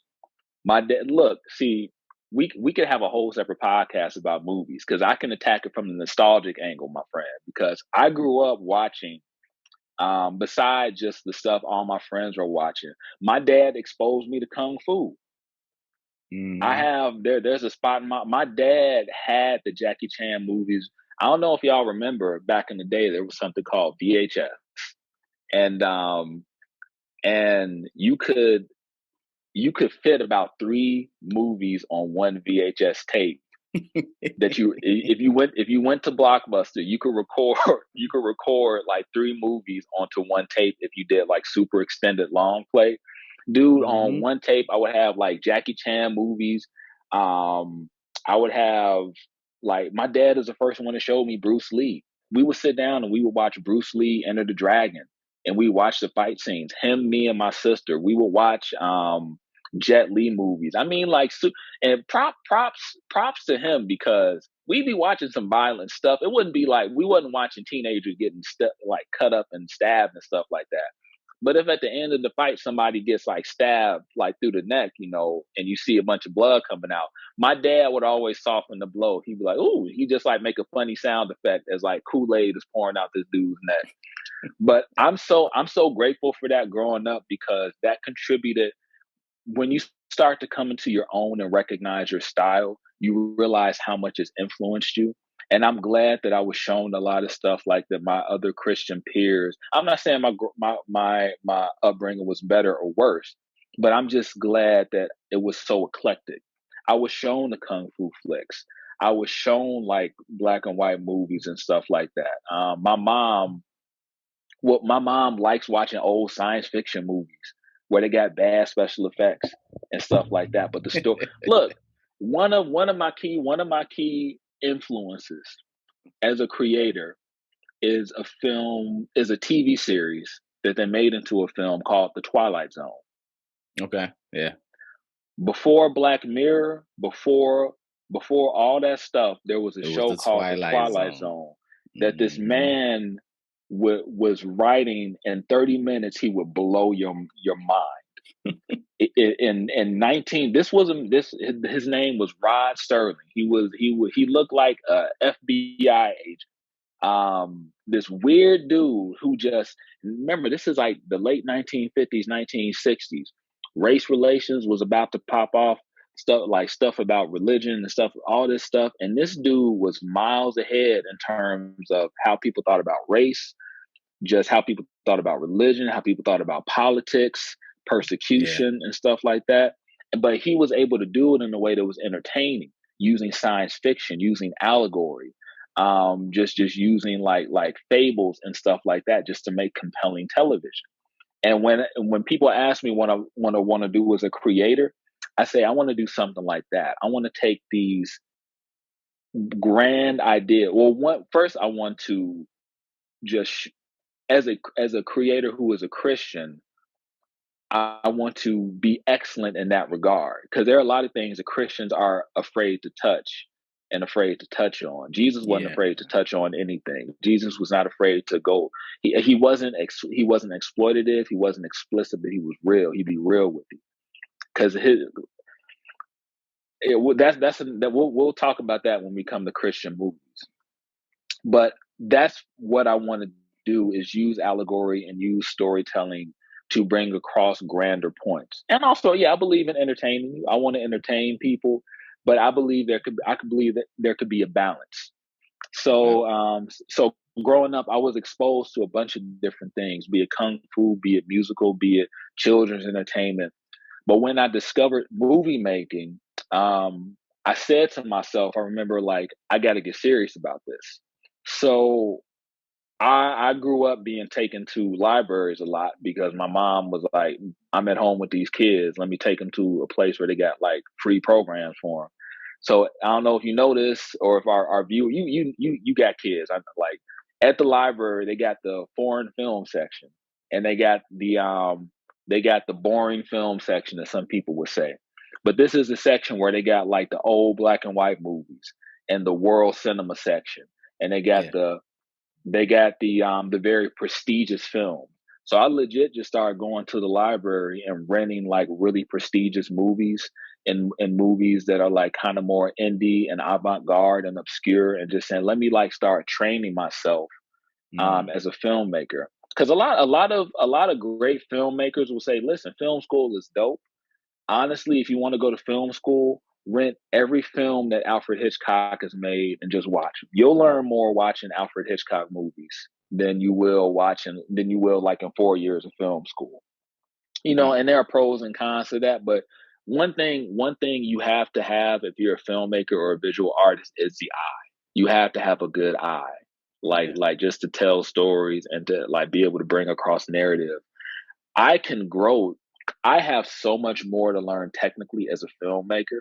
I can improve technically, but I know I got a good eye.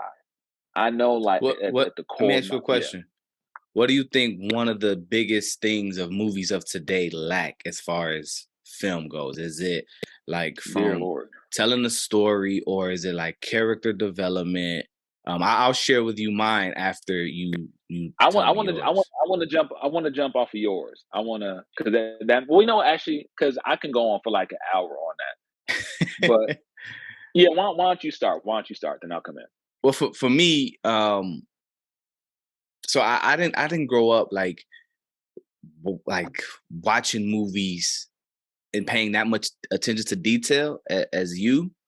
It was all just entertainment based for me. So if it made me laugh, if it was action, stuff blowing up, kung fu movies I got into when I was about 13, 14. My mom married my stepdad, and he's a third degree black belt. So he was into karate. And so he exposed me to Jackie Chan and to Nice. the Bruce Lee movies and Jet Li and all those type of movies. And then I was into Dragon Ball Z even before she met him.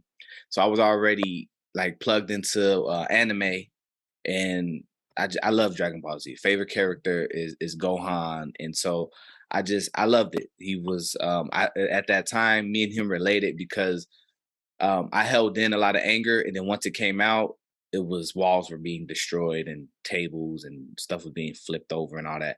Um, So I related to him in that way where I try to keep it peaceful, but then something happens and now I don't lost my ever loving mind. Um, so he exposed me to a lot of those things. Um, so that's how I grew up. I grew up watching literally everything from gangster movies to what we would consider hood movies to action movies, comedies. I watched everything. My mom, that was our family's time. We watched movies. And so, but to answer the question directly, I think one of the biggest things that's missing, not in all movies, but just the movies that I've watched and I've seen TV shows, is character development. So one of Mm, my favorite movies, TV series of all time that's pretty popular is The Walking Dead. Now, some people say it took too long, like it should have been faster. But I love the development of the characters. You can see their growth through each season, right? Um, Nothing was sped up. I think they got like 10 or 11 seasons. Um, but it was from Glenn, right, a pizza delivery dude or whatever, and to become this leader of this group and his development. Daryl, who was walking in his brother's shadows, trying to be like his big brother, trying to be tough like him, and then realizing who he was, and then how he blossomed into this amazing leader of this group. And so I loved how they developed the characters in that series. Um, so for me, when I watch certain movies or TV series, I'm like, they ain't developed the character enough. Like you don't know anything about this character. You don't know what triggers them. Why are they the way that they are? And these are like key things that like stand out as far as their personality or what makes them like the main character or whatever. You're like, I don't even know. And so just me and my personal experience, me and my wife, we watch a lot of TV series. We just got done watching Friend of a Family. It's based on a documentary of that girl who got kidnapped. It was called Abducted in Plain Sight or Kidnapped in Plain Sight or whatever. It's a true mm, story, but they made a TV drama from it. It's like 8 episodes. It's on Peacock. Um, I I liked how they developed like the character. Obviously they had to add some stuff because it's based on real life and those people. But she's still alive and she actually became an actress. But the mom and the dad and then the dude that did the kidnapping and then her sisters and stuff like that. But I just think a lot of shows, man, they be missing character development, or at least some of the important people they don't get developed. So I that think that'll be my biggest. It's my answer.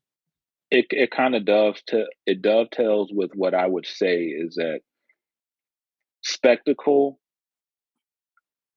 I tell people like before I want to be a filmmaker, I want to be a storyteller. So like if it was the 1930s, I would probably say I want to be an author, but I still want to be a storyteller. If I was a musician, I would still probably say, yeah, I'm a musician, but I want to be a storyteller.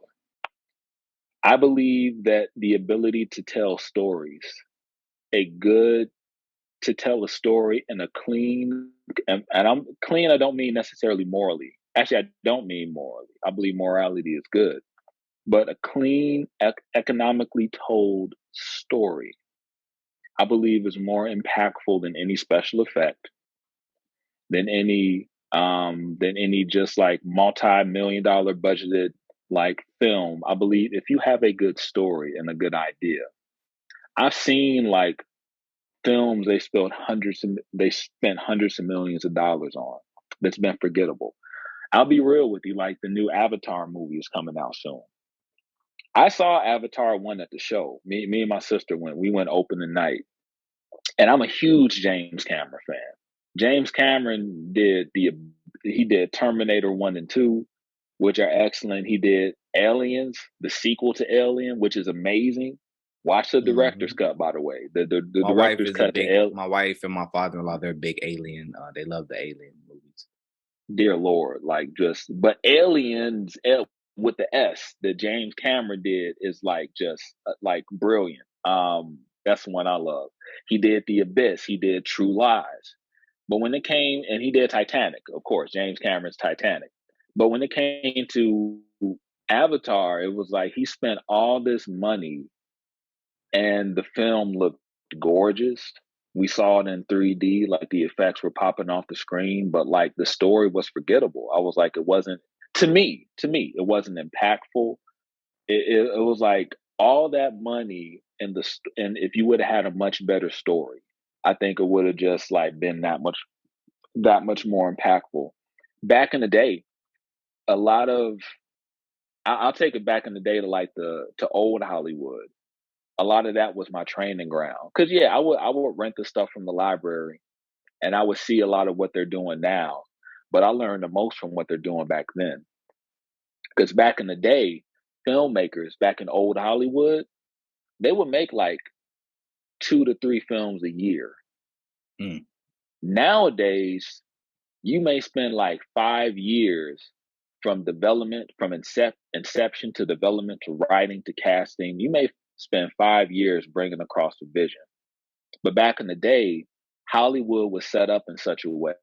They used to call like the old school studios were like factories, which doesn't sound very artistic, but that was just their production model. How they brought across the product was very artistic. And the directors back then, the men and the women, you did have some women filmmakers back then too, were just excellent craftspeople. They could take the simplest story and through casting, through acting, through lighting, through simple means, they can make it so impactful. The Wizard of Oz is a very simple story. It's really a simple story. Girl goes to sleep. First off, she finds herself in a situation she doesn't want to be in. She's poor.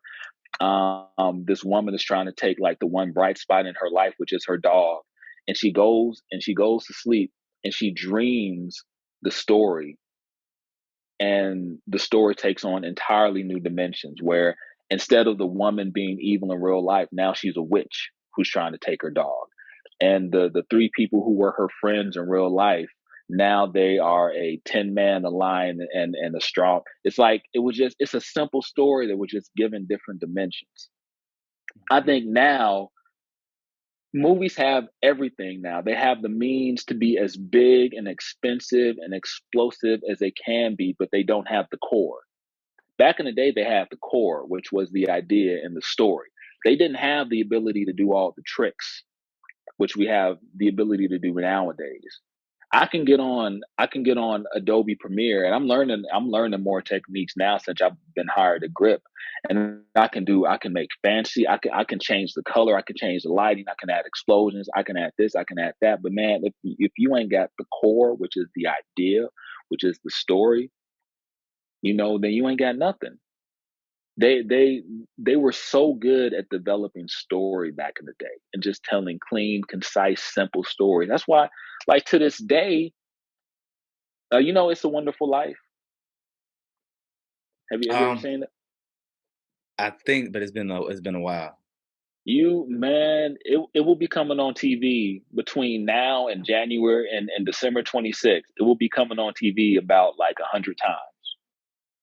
One of those times it comes on TV, you and your wife sit down and watch it, and then just tell me that story isn't as resonant today as it was The when one they from made it back 1946. 46, the one from 1946. Tell Okay. me if that is not as relevant today as it was back then. Disillusionment, like feeling like you're not living up to your dreams, depression, feeling like God has forgotten about you.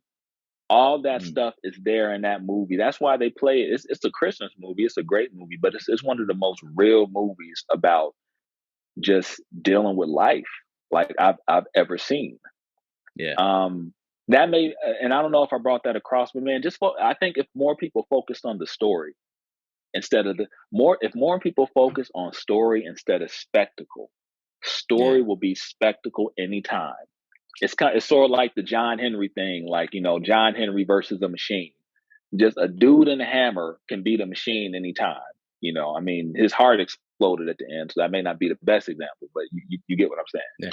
Yeah. My biggest, based on what you just said, my biggest movie series that I was just completely just done with.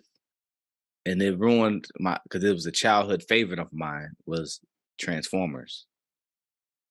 They The butchered. what you mean the one that came out in 2007 with Shia LaBeouf? Yes, a Okay, child. okay, Well, the movie itself, the first one was it's good. It was dope. funny. I'm It was dope. But again, they dropped the ball with development of the characters, especially the biggest character, which is Optimus Prime, and even the Decepticons leader, Megatron. Like they didn't develop like the story, the background, the history. They tried to do it in the second one, but they butchered it. But yeah, they ruined that for me, bro. It was everything that I would want as far as an action movie: explosives, machines fighting each other, stuff being blown up. It was amazing, right? Visually, but the story, yeah. I was like, can you please give the backstory? Like, it's gonna bring everything together and make it even more. If you got to make this movie 2.5 hours long, maybe close to 3 hours, just do it because it's gonna be dope. Like, I don't think people gonna realize that it's even 3 hours because there's so much going on. It's not like a slow build. Like, you could just come in hot right away. And yeah, they just ruined it for me. So Dude, I remember seeing that at the show and being blown away. But Transformers One, I think, is amazing. yeah, that's the best. That's the That best one. That's the only one that that I would watch. I don't dude, even stomach the other ones. that's Michael Bay. You know, Michael Bay Michael who Bay, did Bad Bad Boys. Boys. A Yeah, lot of people may be shocked. I can talk about great directors. I will mention Michael Bay. Michael Bay can direct his behind off, and yeah. he's such a great stylist. His style is crazy, man. Like that's what impressed me so much about Transformers. But again, Transformers One is the best because the story I think is the simplest. Like in Transformers Two, they was going to to machine heaven and and doing all types of crazy like crazy stuff, and they just lost they lost like They just track of what they were doing. Like yeah. you shouldn't. How do you make a movie about machines, about sentient machines, complicated? That should be the most simplest story in the And you world. already got the You know, blueprint. It was an old cartoon from the 80s. Like, just go watch the cartoons and just put that in the movie. You don't got to dude. make this complicated. You ain't got to write no new script. Everything is already there. And don't get me started on GI Joe, because then if you talk about Transformers, you got to talk about GI Joe. That was just the I I I feel I I haven't watched that movie. When did GI Joe come that out? that I came haven't out watched in that movie. 2000. That came out in 2009. Oh, And yeah, I don't that think I watched it was since it right. came out. That was whack. That was whack. But then again, the 80s did it much better because like the GI Joe movie in the 80s, my brother right now is smiling because he's a Transformers GI Joe dude. That was his cartoon growing. He's 10 years older than me, so he grew up watching the episodes when they first aired. Mm, So he must have been really hurt when GI Joe came out and Transformers came out and how whack they were. Because they were so whack. Channing Tatum and Marlon Wayans were not the first images that come to mind when I think GI Joe. They should have. They just should have. The perfect time to make the GI Joe movie would have been in 1985. Wait, Marlon Wayans was in that movie? Marlon Wayans was in GI Joe: The Rise of Cobra. A lot of people forget that. A lot of people forget the whole movie, but another story. Yeah, because I didn't. What? I didn't know Hmm. he was in that Oh, movie. Marlon Wayans? You sure? Let me hmm. look at this cast. He must have had a small. Oh, he was in there. Yep. Ripcord. What? Anyway, I was trying to see some pictures of it, but yeah, I don't want to let that distract me. Go ahead. No, but yeah, that was. I agree with you. Transformers One was great. Transformers Two through like they must be on six now. We're whack. So keep the story simple. Long story Yeah. short, So, story beats spectacle. so where are you as far as like secular movies versus Christian movies? What is your perspective on it? Should it be categorized as secular and Christian? Like, what's your definition of what a secular movie is versus what a Christian movie is? How do you see that? That That's more of a tough question because I think that every Christian kind of, and look, I think there are certain things like, look, I don't think any Christian should be watching, stuff that's just straight up worshiping the devil, or stuff that's like demonic or anything like that. But then it's like, I think certain Christians will say, man, I can handle that. Another Christian may say, I can't handle that. One Christian may say, that doesn't really bother me. Like I know one Christian who she can watch documentaries about anatomy and about like the human body and stuff like that because she just finds it fascinating. And I'm like, the documentaries can sometimes, and it's like it's medically based. It's not anything explicit or titillating, but it's like, I don't think I can handle that because like that's a bunch of naked people. It's some naked people, but it's like, no, this is like the inside of the body. This is that. This is that. As far as like, that's like honestly an ongoing dialogue, and I think I kind of take it movie by movie. I tried, I think, having hard and fast rules. Like, like one Christian will say, man, you shouldn't be entertained by anything Jesus died to deliver you from. And I'm like, huh. But then I'm like, then you might as well just sit and look at the blank wall, because it's like, Anything can. Well, everybody has it, different struggles. So I'm about to say, like, anything can be like, you can make anything a god. You can make anything into an idol. so Um, I would I'm say trying. I'm trying.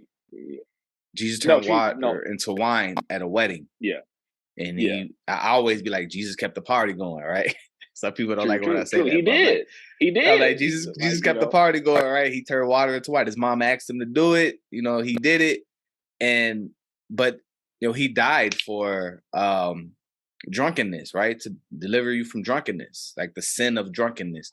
yeah, And so always, alcohol, it's like a forever going debate on whether it's sinful to drink alcohol or not. I think that it's okay as long as you're not getting drunk because you can have yeah. one sip. It could be alcohol in here. It's not, it's coffee, but you will never know because I'm not drunk, right? I'm not slurring my words. I'm not like, oh yeah. But um I can have This is not. a Wait, glass of wait. So wine. this ain't drink chaps right now. Nah, this ain't drink champs. Nah, that's Okay, the okay. late Just night. saying. It's too early. It's too early. Okay, we're gonna do Christian drink champs We later gonna on. do Christian drink champ? Hey, I'm down for that. I'm down for that. Um, but I think, when it comes to as far as like movies, um, I don't I think everything is pretty much secular, right? Yeah, Most of it. Because I could find Jesus in like movies, like even movies that are quote unquote secular movies. I can see like a gospel message in some of those movies, right?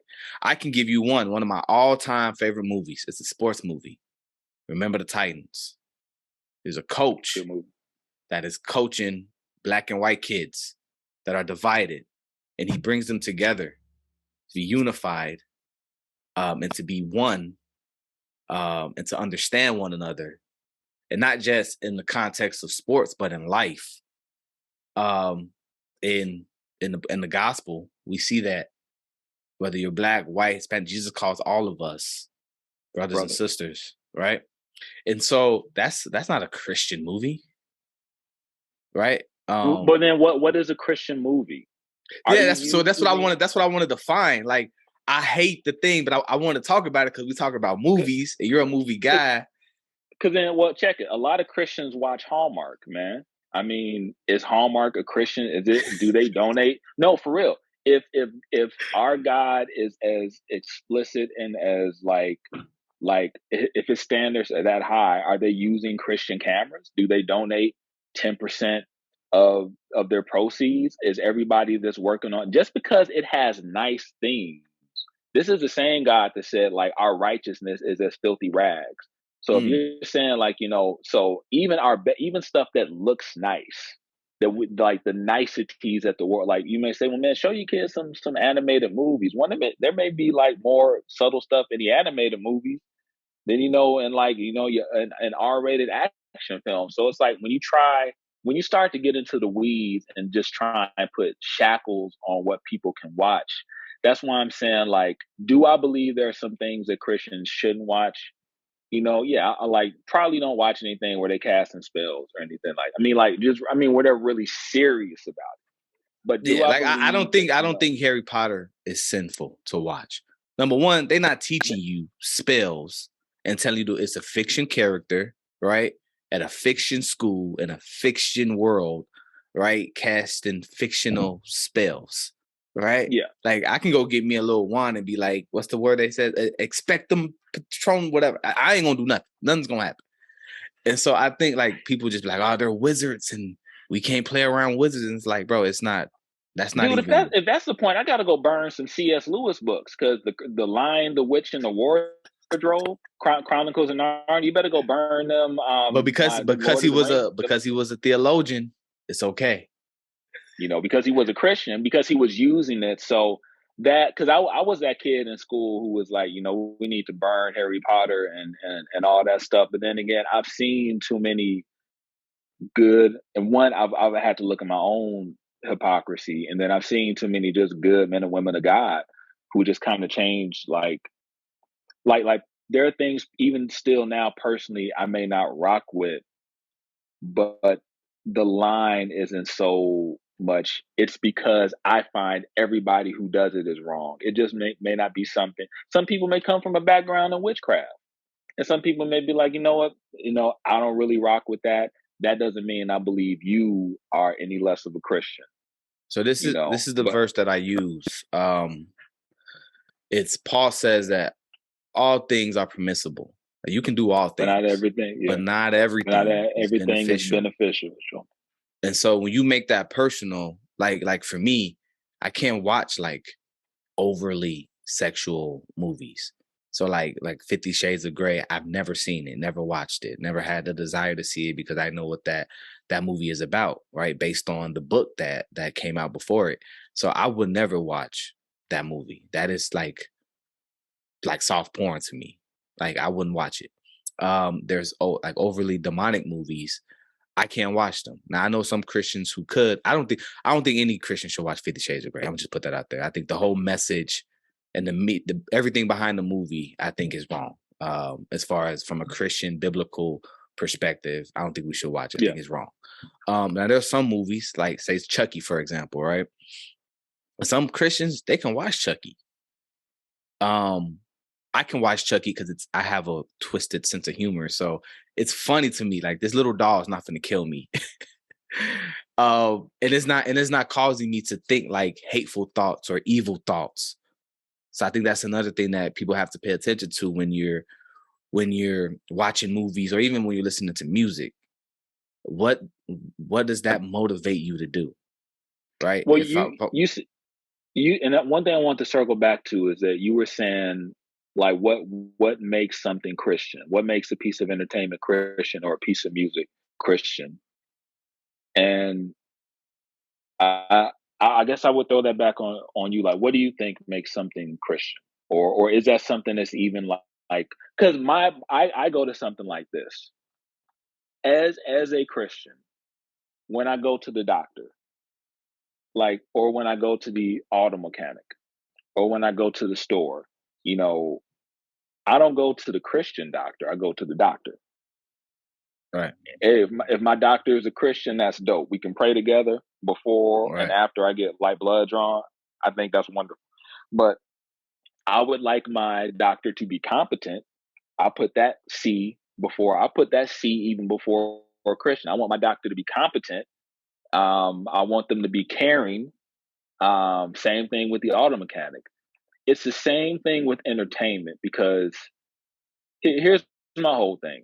Before Christians even kind of sit up and kind of pound their chest and say, Christians should only watch this, Christians should only watch that, you better make sure that the Christians are putting out something that's worth watching. That was gonna be my next point. Oh, yeah. is exactly that. What you said was really good. You hit it right on the head as far as how I view it is, man, I want, auto mechanic, doctor, whoever it is. I want them to, know what they're doing, right? Yes. Because when you go to the doctor, man, my life could be in your hands, right? Prescribing me the wrong prescription or operating on me, and you're making mistakes or whatever. Christians can make mistakes, right? Whether you love Jesus or not. If you don't know what you're doing with that knife, don't touch me. You know what I'm saying?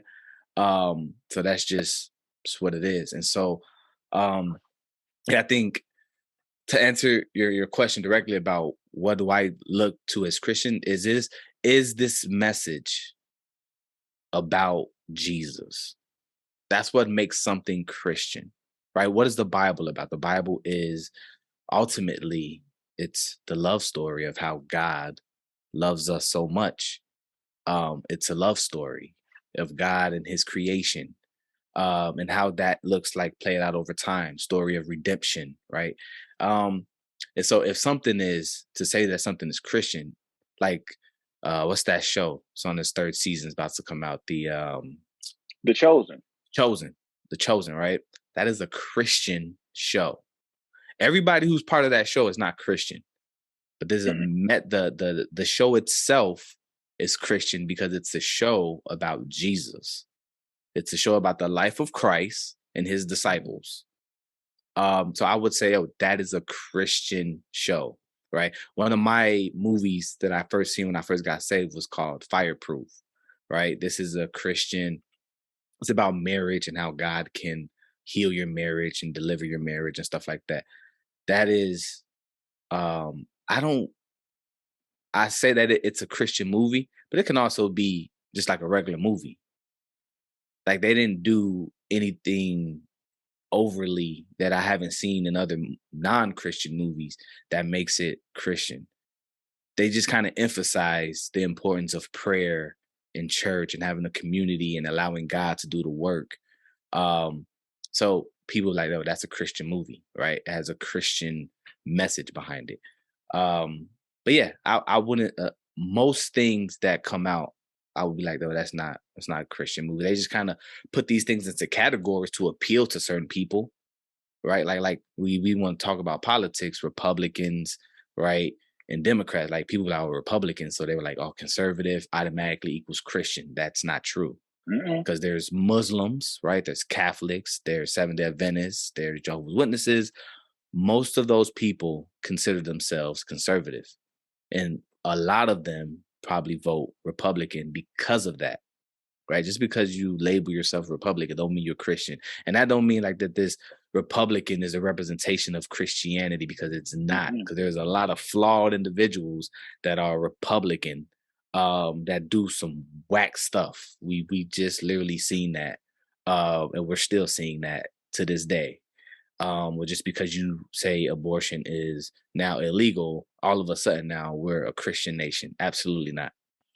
Um, the Bible says that the heavens rejoice when one sinner is saved, not when one law is changed.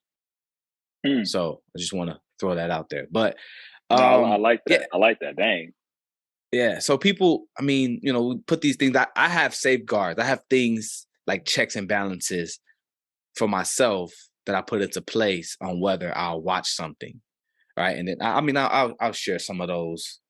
And like when it comes to movies or music, is it like just explicit sex, right? Like is it just, it was a song that came out a couple years ago. Um it was like all over the news and all in, the media. I think it was Cardi B and some other chick put out a song. WAP. WAP. Yes. Definitely not riding around bumping WAP. Like it's not No. happening. Even thinking about like some old from back my BC days, things that I used to listen to, like 3 6 Mafia or like the Yin Yang Twins, some of them songs, I can't rock with that. Like I'm not gonna play that, right? And so when you're watching something on TV, like what is the images is putting out? Like, is that part of the story? Is that like important for you to know? Or could they just have like kind of hinted at it so you know that that happened and then move to the next scene? Right. So we're talking about a lot of like sex scenes, right? Like you can easily make a scene to where they like kiss and embrace, and then it goes to the next scene. We don't need to see them doing it. We don't need to No, see it. We don't need to see it. I Like we see know that. that adults Yeah, do things. We know that people who aren't Christians do things. So I don't need to see this person naked. I don't need to see them, any of that. it's to me it ceases when sex scenes happen. I have a problem with sex scenes in general, just because like more I just don't rock with it because I don't need to be practicing that in my mind. Right. But so that's the moral part. The aesthetic part is that ceases to become not about character development, but just about biology. It's just biology. It's not like it ceases to be how these characters are developing and just how they're procreating. So that's what old movies did so well. There was the kiss and the embrace and then a cutaway, you know, because then your mind can naturally go, oh, they had sex, or they would like cut away to a fireplace to like signify the passion or Right. whatnot, like so. And I like that. But then if you just show two people like rolling around in the hay, that's just one to me. That's bad storytelling. I immediately it engages something that's other than your mind. My mind was just engaged by the story. Now you're trying to engage another organ. I'm like, are you Yeah. true? Like, Because what are you trying to do? we're visual people, so automatically when we see that, we're like, whoa. And for a lot of people, at one point in time, myself included, as soon as I see something, I get memories and things that start to flash back in my head. And so now, even when you cut to the next scene, and it could be like an amazing action scene and things are going on, I'm still caught up into the last scene because now I've been triggered. Right. And so I think, like visually, that does something for me. Some people, it might even be just they might like hear the music, the romantic music, or the fireplace, and it might take them somewhere. So everybody has to know their lane, but that I just don't think that it needs to be in movies at all, right? Yeah. Another thing is it what is it promoting? And this is for music or movies. Like I grew up watching Scarface, Juice, right? Menace to Society, Boys in the Hood, Friday, all those type of movies I grew up watching, and they had a profound effect on my life. Like I was conformed to the way that these movies, but I related to them so much. Um, I never wanted to be a gangster, or I never was a gangster, but I always had in the back of my mind, if I need to get gangster, I will. Right. And that was because of the movies and the music that I listened to. 50 Cent, G Unit, T.I., these dudes literally influenced me so much. T.I. influenced me so much to where I started to dress and adapt what he was saying in his music into my life when I was in high school. He was literally an idol of mine. Um, and so I can't listen to that stuff now. It brings back old memories, traumas, triggers. Um, I've matured to a place where I can listen to an album just to see what they're talking about and then never listen to it again. Like I just listened to Jeezy because I was trying to see, like, man, is there growth? Is there development? But I listened to it and I was like, this is trash. He's still talking about the same stuff. 20 years later, no growth. This a grown man. Still talking about. It's just like you're 42 something years old, still talking about trapping. Like you're not even, when was the last time you've been in the hood? So, um, you know, is it going to affect me, like that? Also, I mean, um, does it promote a ungodly message? Does it support? Um, is this a if an unbeliever was by me? Is this a good thing for my witness? That's interesting though, Derry, because as far as like what Christians should and shouldn't watch, I've watched a wide variety of things. I watched movies from the horror genre. I saw like one of my favorite filmmakers is John Carpenter. John Carpenter directed Halloween. He directed The Thing, which is an old school horror movie. He Yeah, directed Escape from New York. So he's one of my favorite filmmakers. Wes Craven, who did Scream, and who did like Nightmare on Elm Street. You know, like a Nightmare on Elm Street I don't really rock with, but he directed a bunch of other stuff I like, and a bunch of other directors who made like genre and horror or science fiction directors. I've learned a lot from, and I still really admire their films. It's funny though when you talk about the thing of when I get around other, like if a non-believer was sitting next to me, because you know I am, when I go into film school and when I engage in conversations, like I'll be at work at my internship, and I was talking with another person. We were talking about our musical taste, and I was like, man, I mean, and don't hate me, I really like Kanye. I really like his music, and he was like, man, I really like Kanye too. Now, a couple of sentences before that, I was like saying like, well, you know, I'm a Christian. I love Jesus, and you know, such and such like that. And I sometimes think that if unbelief, I see the shock in an unbeliever's eye, or someone who doesn't believe in Jesus. It's not to say that, oh, they kind of are in the mud and they like the bad stuff too. But I think sometimes an unbeliever may think of things too much in black and white, or if I'm good enough, or if I listen, or if I just do enough good deeds, or listen to enough VeggieTale songs, or watch enough, you know, like Disney movies, then I'll get into heaven. I Yeah. think I sometimes like breaking that. I'm not now. I'm saying guard your heart. Like the Bible even says, guard your heart. I can like a certain filmmaker, but I won't watch everything that they make. You Right. know, Right. I'm a huge fan of William Friedkin. William Friedkin directed The Exorcist. I will never watch The Exorcist, but I can sit down with the filmmaker, and I can, or with the film fan, and I can talk William Friedkin movies because I'm a fan of his other films. So Mhm. if I am talking music, I can talk about Kanye and then say, "Yo, did you like this one song?" I can be like, you know, actually, I don't really rock with that. You know, I'm a Christian, so I don't really listen to stuff like that. I sometimes like showing people how open minded a Christian can be. That being a Christian isn't just about no, no, no. Once again, if you're watching this, guard your heart. I'm not saying you should guard your eyes, guard your ears. The Bible says to do that. But that doesn't mean, even I like how God was like, listen, man, if you were to avoid every trial and temptation, I just had to take you out the world. I just had to Yeah. like take you Yeah. about this piece. You know, it ain't Yeah. about that, you know. I think the phrase "I don't do this because I'm a Christian" is dangerous because you kind of come from authoritative position when you say, "I don't do this," like, man, I don't drink because I'm a Christian. And it's like, well, man, I'm a Christian too. I do drink. Am I in sin? Am I wrong? And so That's a good being able point. to sit down with somebody and have a conversation about why. So I had to learn that the hard way. So just dealing with the whole thing of alcohol, and where I said that, like, man, I don't do this because no, I'm a Christian. Or I could flip it around and be like, well, I could do this because I am a Christian. I have the freedom to do it. Mm, And so being able to have a conversation with somebody, like they came to my house and we were watching a fight, and it was pizza, wings, it was a couple beers, it was the drinks, right? It was an adult setting.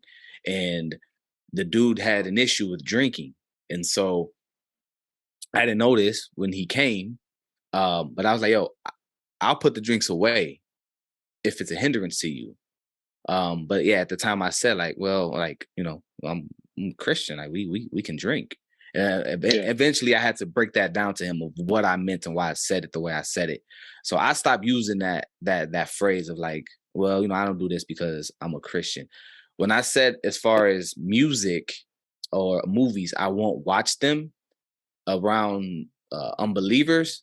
Well, one, I think about it like in the context of like if I don't really know this person, or like in the regards of like Jeezy and I'm with kids. Like I'm picking up kids for slam or something like that. I'm not gonna have Jeezy playing, right? I'll listen to that in the privacy of my own home and my own ear. I won't play that out to the world, right? Yeah. There's certain movies where it's like if I have guests over my house, like I'm not finna bust out a Chucky movie. Like, hey, we're gonna chill and watch a movie and I'm gonna put Chucky on. Um, it's because it could be a hindrance to them. I don't know where they're at as far as if they struggle with it, if it's something that they're for, if it's something that they're against. Do they have traumas? So I want to make sure that I'm meeting whoever I'm around where they're at, and I'm not causing them to be a stumbling block. Even if I don't know that person. I mean, you can accidentally like, oh man, I didn't know that you didn't like drinks, man. Let me put this away. And so I We just yeah I just like yeah. to guard myself from that. As far as so when I say like, man, I listen to Jeezy album, like I'm not riding down Lakeshore Drive blasting Jeezy from my car. So everybody can hear me. Then as somebody catches me at a light, take a picture, and they're like, "Look, Gary's in this car, like blasting Jeezy, bro. I thought he was a Christian." You know what I'm saying? So, like, it's like, man, if somebody does know me, though, they'll know, like, hey, okay, well, I listen to it because number one, I want to stay like relevant. I used to like Jeezy's music. Maybe he's grown. Maybe he's talking about something else. And so I'll check it out, and then if it's not my cup of tea, it's not my cup of tea. Like I think I've matured to the point where I can do that. Now I couldn't do that for a lot. When I first got saved, first 2 years, God strictly he took music away from me completely. Mm. I didn't listen to any quote unquote secular artist. So all my music, T.I., Jeezy, Tupac, everything, I threw all those CDs in the garbage. I completely cut out, and that's when I got introduced to like cross movement, Lecrae, and them type of dudes.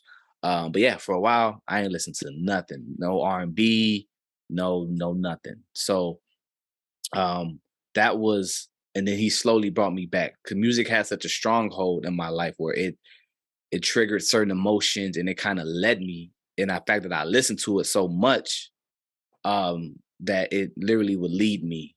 And so I stayed away from it for a long time until I was obviously there was growth and maturity, then I was able to slowly be back around those circles and be around certain individuals that we had that connection. We were friends and we had that connection because of music.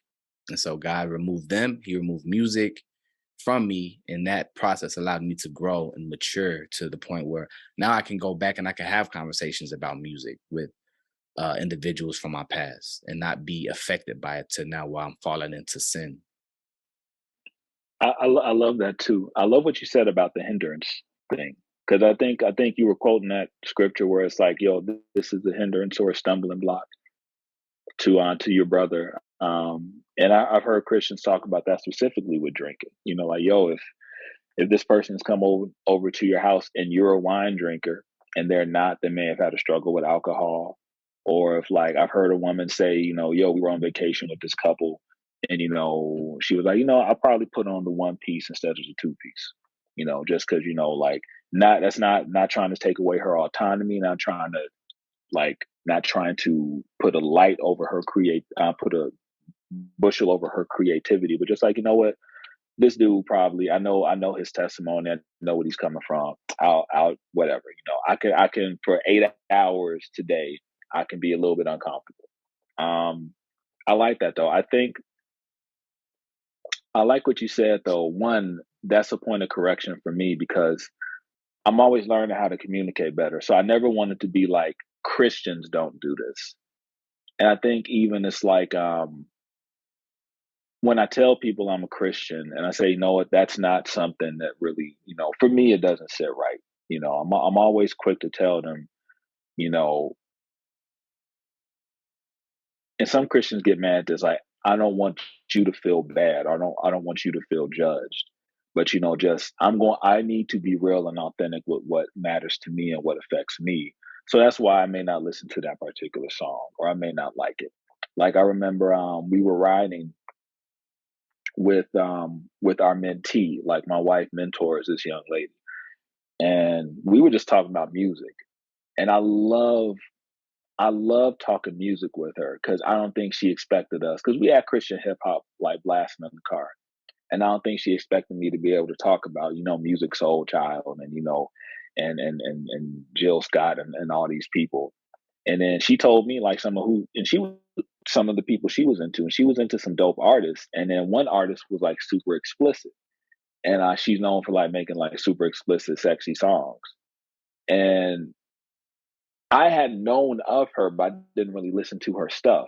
But when she told me about it, I was like, oh, huh.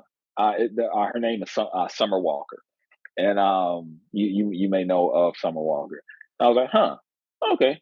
I may have to check out like some of Summer Walter's stuff. I didn't immediately say I can't listen to this. This is just. I didn't want her like sitting in the back to feel like garbage. I'll let God deal with. I will be authentic. I will be real about who she is. I never want to ever deny that. And at the same time, I don't think God will want me to ever have somebody else feel small or feel insignificant or feel dirty because of what they listen to. Because what you listen to did not get you into sin. And only accepting the blood of Jesus is what is going to get you out of sin and into the kingdom. It won't be listening to VeggieTales. It won't be listening to Christian rap will not save you. It will build you up. It will strengthen you. It can help your mind. It ain't gonna save you. It will be a blessing to you. The blood of Jesus will save you. You know. And lastly, I love what you said too about talking with people. I love talking sports with somebody, especially with the unbeliever. Because I think God can use, I love how God can redeem our interest. I'm not just saying that to say that. I love talking sports with somebody. We could talk for an hour about like the Bears. And then they could be like, yo, my wife has been dealing with cancer. And I could be like, man, what's her name? And then they'll tell me their name. I'm like, can we pray for your wife? I'm a Christian. I believe God can use football. God can use these things. Oh man, Maxwell, that type of music, this type of music. I'm like, yeah, man. And then at the end of that, I could be like, man, is there anything I could pray for you about? I believe in Jesus. I love Jesus, and I know Jesus loves you. That's what I'm learning a lot being around Grip. It's like real people who love Jesus, who come from every type of lifestyle and every type of background, but they don't all look the same. Because it's like, how are you going to appeal to different people if you all look the same? You wearing a Wakanda Forever, that Wakanda Forever shirt you're wearing is going to open more doors than a gospel track I think could. You know, somebody's gonna run up to you on the street, yo, you like Marvel, and then y'all will strike up a conversation, and then who knows where that conversation will lead. Like that, Yeah. that person may open up about something. You can say, man, listen, if you're looking for a church, if you're looking for this, I'm gonna be, so yeah. Yeah. So I wear this hoodie, and this is an older hoodie. I got a newer one. I'm waiting to wear that one when the movie comes out. Yeah. But I kind of share with you a little bit of the story of behind people and criticisms of like Wakanda Forever. And it's very similar to like the whole Harry Potter thing. It's like, oh man, they're practicing witchcraft in there. And I got told literally that I wasn't a real Christian if I was watching this movie and wearing this hoodie. Like people literally like condemned me, like, you're not a real believer because you're wearing that movie, and that movie is filled with witchcraft. And I was like, wait, where? And how do you know this? You didn't watch the movie. It's like this So scene. I remember this specific spell because I said it last week. I'm like, okay, it's just yeah, like, okay. well, how do you know that? Did you watch the movie? And then I read articles or whatever, and it's like, oh, you don't even have, you're giving me second and third hand encounter. You didn't even have your own encounter. Like you didn't even watch the movie to make sure what people were saying was actually accurate. And now you're condemning me. And the movie isn't even about that. It's a fictional character. It's a fictional world, right? It's not real, and they're not promoting witchcraft. Like that's not the main plot of the movie. So yeah, I wear this just because it's a conversation starter, and I love having conversations. Halloween just passed, and a lot of people, they struggle with Halloween because it's like the devil's day, right? A lot of Um, Christians, yeah. a lot of Christians are like, oh man, we don't celebrate Halloween, and that's cool, right? I don't celebrate Halloween, but what I will do is if people come knock on my door and trick or treaters, oh man, here, God bless you. Here goes some candy. How can I pray for you? How are you gonna Yes. meet people where they at on Halloween if you're just looking at everybody, looking out your windows? I'm gonna look at those sinners. Like, Where you yo, when literally got people coming to your you door, got people coming, you literally share the you gospel, know? literally meet people where they're at, right? They're like, oh man, dude, you got a Ninja Turtle costume, bro. I love Ninja Turtles when I was a kid, man. Like, you know what? You guys stay safe. It is, things are going on out here. How can I pray for you guys? Or can I pray for you guys really quick? You know what I'm saying? And you don't know what type of doors that's going to open. You don't know how that's going to have an effect on their lives moving forward. You don't know when they get home and they eating this candy. I'm like, man, the dude that's such and such, man, he gave me this candy, man. And he was telling me, like, he prayed for me. Like, you don't know how that's going to push them into a relationship with Christ. And I want to go to I church. love I that, never man. heard about Jesus before. So I'm, all these people like, man, like giving out candy. I'm gonna just say that giving out candy is not sin, right? Mm. Whether these Nope. people are celebrating Halloween in the darkest of ways, right? Which most kids, they just like, man, we just want some candy, right? They're just walking around, want some candy. And so it's like, yo, if they come to your door, you should meet them with the gospel, Bet. right? You don't have to decorate your house or anything like that. But like, man, I have a little bowl of candy, little $3 pack of candy. Once that's done, whatever. You know what I'm saying? Giving these kids candy is not sin, first of all. And then you should meet Agreed. them where they're Agreed. at and meet them with the gospel. So Yeah. before you start to condemning everybody to hell, because if you just isolate yourself away from the world, how you gonna do the Great Commission? How you gonna go and make disciples that make disciples, right? If Mm. you just in your own little bubble. So that's my take. Like, I'm not taking my kids trick or treating. We'll go for a family drive. Yeah. We can look at like all the like having a balance of recognizing that there's beauty in certain arts, right? Like certain houses, they decorate their house. Like the creativity behind what they did is like amazing. I don't agree with the goblins and the witches and all that stuff, but that is impressive. I'm willing to say that, right? I haven't read any verses that says that I'm gonna be seeing these houses anyway, right? Like I'm Yeah. gonna be seeing them. I'm not going up and I'm not doing that to my house, but it's like, man, that is a nice decoration. You Christmas you could time, people drive around looking at Christmas houses, but that some you people could say, worship oh, Christmas trees. It's a pagan and history that's of Christmas as well. and you could admire the Christmas trees, and then like, well, some Christian will be like, wait, isn't that commercialism? And then like you can like get on people about that too. Oh, so you can admire that, but then you can't admire the production Every value that goes into a haunted house. I mean, those but people then got job. You what you gonna be knocking? Look, I go to community. I go to a community college art school. Listen, I've seen the flyers. If you want to knock haunted houses and stuff like that, you could knock them. These people got jobs, man. Close this haunted house. You gonna get them a job? These like a lot of times it's actors who are like trying to get their first role, and so they'll put the chainsaw in their hand, they put the mask over because they're trying to make ends meet. Like, look, you want to close down a haunted house, close it down, but then give them a job. right. These are people's But I lives, mean, and man. That you're trying to step on. Paul tells us not to. We don't judge the world. Hmm. Like the world's already condemned, right? We're called to show the love of Christ to people. We're not called to judge the world. The world's gonna do what the world's gonna do. Something that I always Yeah, say. The world is gonna whirl. They're gonna be involved in all the worldly activities, right? We're not called to judge the world. Otherwise, we'll drive ourselves crazy trying to judge everybody in the world, like on their sinful lives or whatever, right? But we're called to hold each other accountable. yeah, So even if like you say, man, I don't celebrate Halloween, right? And me and you are friends and we have a relationship, and then I see you out here at a Halloween party in a Magic Mike costume. I'm gonna be like, hey, bro, like you say you don't celebrate Halloween. You at this party, you had a stripper man out costume on. What's going on with you? Like, I should be able to pull you to the side and we had that conversation because you say you're a Christian that don't do something and now you're doing it. So bet. I want to know what's going on, right? I'm trying to guard you. You might be going through something and you just like, might be struggling with something. So that's what we should be doing. Like the world, we need to meet them where they're at. So if they involved in the Halloween, man, how can I be praying for these people?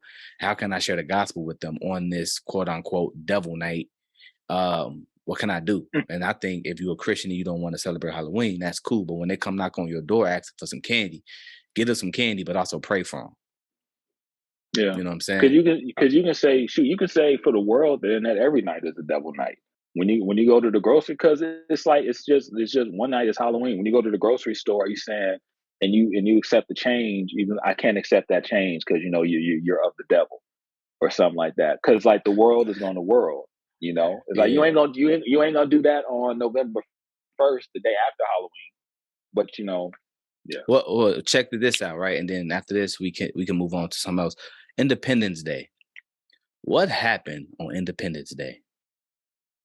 And we celebrate And it as if it's the most honorable day of the year. oh, that was like the rebellion, right? The Americans rebelled against the British. If I'm getting this wrong, please cut out this whole portion because you saw my eyes for a second go like, I got to remember some historical facts right now. Yeah. So that happened, but also, while we think about Thanksgiving, people coming to America and Christians love Thanksgiving. What happened on True. Thanksgiving? A The whole bunch of smallpox. people Oh wait. It was a smallpox blanket donation drive that they did for our Indian brothers and sisters. and they killed them, took their land, and now we celebrate it. So Well, is then that wait. is The Christians will be quick to say we don't celebrate that. We isn't it funny? Wait, check it. I think are you saying? Oh, to your point, we don't celebrate that part, but we celebrate the thankfulness. Well, can you let the people celebrate the candy? If like dressing up, if I dressed up as Leonardo from the Ninja Turtles right now and I got some candy, that's not evil. Like to the same point, you're able to parse out the good from the bad on Thanksgiving and the good from the bad on Independence Day, even though slavery still existed and you're fighting for freedom, which is very ironic, you know. So yeah, so that's my point. That's exactly my point. Like, don't pick and choose because historically people put a label on a certain day, and now everything about that day, even things that aren't demonic, like candy, isn't demonic. It's bad for your teeth if you eat too much of it, but it's it's hmm not demonic, right? Like Jesus said that it ain't what you put in your body, but it's what comes what out that comes makes out. it. So it's a lot, bro. I could be on this all day because a lot of people don't understand like how much I get guarded with all these things of people having their own issue, even with my own family. Like I don't get invited to the barbecues and stuff like that because everybody wants to talk to me about like Christian issues and church issues and whether we celebrate this holiday or celebrate that holiday, should we or whatever. And my take on all holidays is like, look, if you got the opportunity to fellowship and spend time with your family and y'all ain't worshiping the devil, then kick it with your family. Like my job gave me this day off, bro. We finna, hey, I'm gonna be grilling. Yo, Ray, come through, bring your wife, man. We just gonna be kicking it. Like I got the That day off with pay. You know what I'm saying? Like I'm gonna be doing the same thing that I would do on a normal Saturday in the summertime. We just gonna do it on this day. That so happens to fall on a Wednesday, and I don't have to work that day. So let's just do it now. And so any fellowship, and we can get into the word, whatever it that is, but let's just honor God in our time and how we communicate and how we love each other and do those things. And so just like God can redeem us, right? Even people who worship devils and pray to demons and all that stuff, man, he could redeem a holiday. It's about what he you can. do in that. If God can speak through a donkey and God can use a donkey to get a message across, he can use, I think people can get saved on Halloween. You can be praying for some. I just love how simple you made it. If somebody comes to your door, man, one, give them the candy. Do not give them the track without the candy. Give them the candy too. Maybe give them a king size candy bar, and then be like, "Yo, like it's dangerous out here. Can I pray for you?" You made it sound so simple, and it is simple. Meet people where they at. Like don't make people feel like garbage. You know, because they may That not that even ain't know that their worth ain't that yet. ain't You never know, gonna push anybody to want to come to church. And I don't no, see anywhere in the gospels where Jesus made people feel like trash. Um, he told them about themselves, right? In yeah, love and even some people might be like, he disrespect like the lady that they say he called her a dog or whatever. Um, he told people who they were. Are you a prostitute? Hey, stop prostituting yourself. Like, get yourself together, right? Like, I just think about an old uncle or old grandpa, like telling me to stop doing some of the stuff that I was doing. But it was always met with love, and and everything that followed after that, right? Being forgiven, right, and being redeemed, and going from there. And so that's we live in such a divided world where people don't know how like to do that anymore. And it's like, hey, it's almost as if you're a non-believer, you're gonna stay a non-believer because I'm not gonna preach the gospel to you because you're a sinner. But it's And like, man, stop who and preached the stop gospel yeah. to you? Who preached the gospel to And you? and this is something I got to correct myself about too. Stop looking at people as somebody you need to convince, and instead of somebody you can learn from and somebody that can teach you. Mm, That's something I that's good. gotta, because I'll find myself when other people are talking, just waiting for my opportunity to talk, so I can just start like getting my point across. One, like just listen. This is not somebody who you have to indoctrinate. This person may have a word for you, whether they're saved or not. God can use anybody. Listen to where people are coming from. One thing I tell you, it's like Jesus always made people feel heard. He would tell Yeah. them the truth, but it's like people always feel heard. You know what it is to, like when dude was up in the tree, like the little dude. I don't want to get your podcast canceled, but you know, like the little person who was up in the tree, and Jesus looked up and saw him, You talking about like to be Zacchaeus. Zacchaeus? Yeah, I believe so. Like it was just Zacchaeus. Zacchaeus. he made people feel seen, man. Make people feel seen. Listen to people where they're coming from. And don't wait for them to talk so you can just give them the gospel. God will give you the opportunity to give them the gospel, but make people feel seen. You make people feel seen. That's what this podcast is all about. You know, Yeah, so thank you for that. yeah. Man, I appreciate you, man. Man, we can keep going all day, but man, I know time is moving, and I know you got some things to do, and so do I. So I just want to give you the opportunity, man, to just share your story really quick of how you came to Grip, um, and man, just your experience in slam and how you've been feeling about it. I came to Grip. For those of you who don't know, Grip Youth is where I work. I'm program and production coordinator. I'm not going to front. I do not know what each letter stands for off the top of my head. Derry, could you please fill that in? It stands for Gos- Gospel, gospel. Wait, was it righteous. GRI? Okay, GRI. Gospel relationships immersed in prayer. Dang, dude. If you'd have gave me 10 guesses, I do not think I would have came up with that. Yeah, I so would have it's gotten it's gospel right, but yeah. yeah, so it's grip. G is the gospel. R is relationships. I is immersion or immersed. And then P is prayer. So gospel relationship immersed in prayer. It was. I came to Grip. Look, God gets all the credit. I'll give him the credit anyway. To me, it seems really simple. Somebody on our church message board, that somebody was a young lady named Kylie, posted that they were looking for someone with video and production experience. I have video and production experience.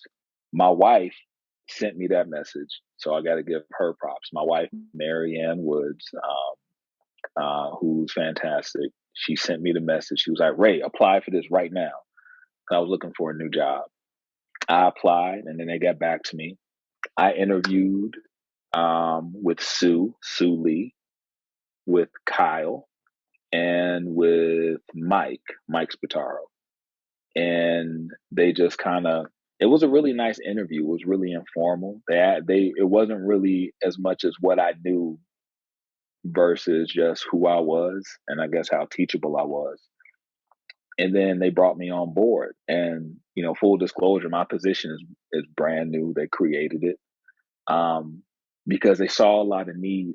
For those of you who don't know, Grip is the umbrella, and up under Grip, they do many different things, all based around kind of ministering to the community.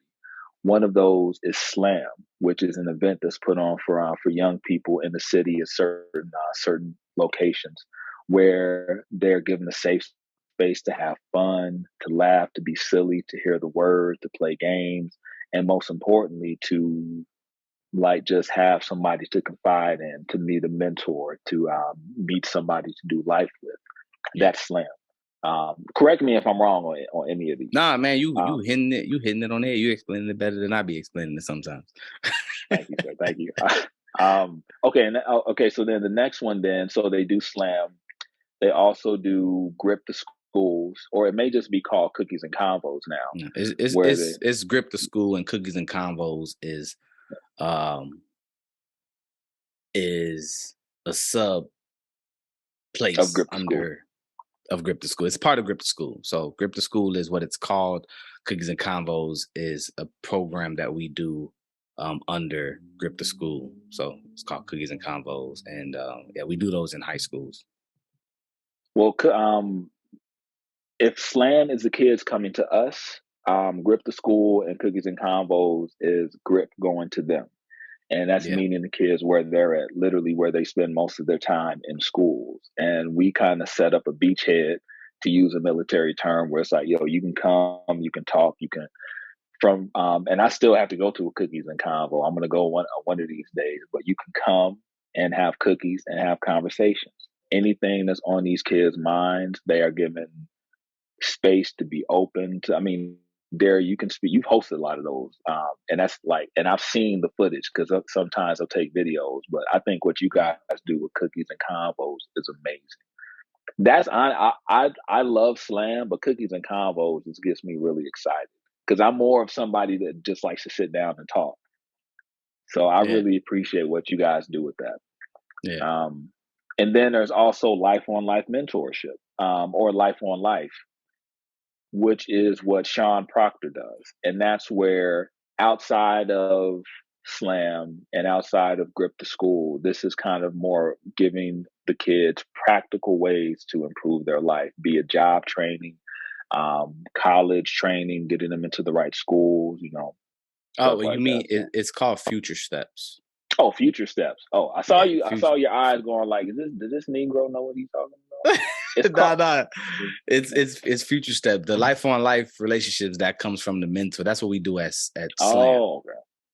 But no, Sean is the director. He's our Future Steps director, which is um pretty much job placement, uh scholarships, career choices for the kids, from their high school, figuring out what they want to be. So how to do a resume, right? We have resources to help them with their mentor, to teach them how to do these things. A lot of kids don't know how to get an ID. They don't know what information they need to get an ID, how to fill out a resume, what to do on a job interview, how to find a job. Like, there's so many things that our kids need help with, and so Future Steps is a part of that. Main focus is, though, like the title says, Future Steps. So careers, college, and then they're part of scholarships. So students have gotten scholarships, $5,000, $10,000 in scholarship money for them to go to school. So yeah. Yeah. So Grip, like I said, is the umbrella. They have all these different programs, but basically what I do is, if they put on an event and they have things that they actually have to do that, like, is very practical, like if they're doing a Slam event, or if they're doing like just a gala or something like that, that's where I come into play. I help streamline. I just help to pull the event off. I help to set up camera, lights, audio, record, um, and also anything that's audio or video related. So if we're filming a mentorship class, if we need to have a promo edited and filmed, if we need to have anything video or audio related, or anything production wise, is kind of me. And that's over every Slam location, and anything Grip does. I will So yeah, say this: Ray video's been fire. thank you, sir. Like, he makes these little 2-minute videos for the kids. So he takes the pictures and the videos of the kids at Slam, and then he kind of gives I would call it like a recap. And then he adds little special effects and music, and it's really dope. It's really dope. So you've been doing a really good That job. Like, every week you go up another level. Thank you, sir. Thank you. That's been one of the first things I've done at Grip that has made it really feel like home for me. Because I don't know about y'all, but when you first start a job, you kind of hover over people, and you like, man, can I help here? Can I help there? Can I do the dishes? Can I take out the garbage? But when I started doing the videos, I'm like, okay, I got a foothold here. And then when I see, honestly though, it's when you see the kids react. Like they like feeling seen. Yeah. If I don't know what anybody really knows about grip or about slam, but kids, you guys, we make kids feel seen.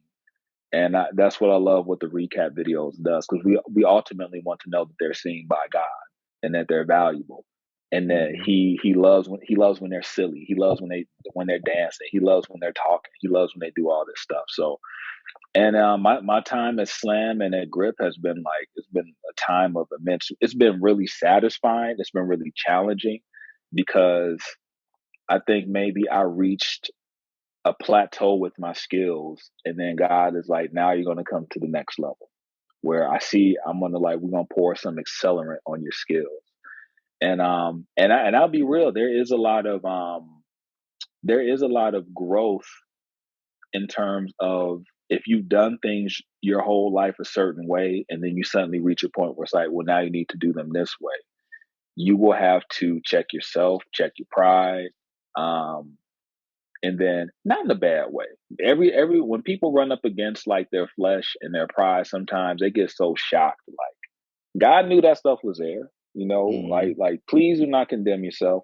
Please give yourself grace. Please do not, just go off the deep end. Just recognize it's a process. God didn't quit on me 5 years ago, and even now, when I'm learning all these new techniques, people need to learn how to give themselves grace more when they're in a new position. It's not supposed to come to you overnight. That's Instagram, where they post one picture and then another picture 3 months later when they've had the body transformation. No, like, there is a process to these things. Right. You can get better incrementally, Yeah. and like you said, from week to week, my videos have gotten better. Um, and I'm learning a lot. So, Yeah. I mean, it's crazy. I know I'm supposed to be here. I know I'm supposed to be here. I get confirmation after confirmation. It's wild, Yeah. So I don't know what God has planned for Grip. I don't know what God has. I know it's good though. I know, like, just the amount of personalities we got, and just the things we're doing. I just get excited for them, you know, on the real. Yeah.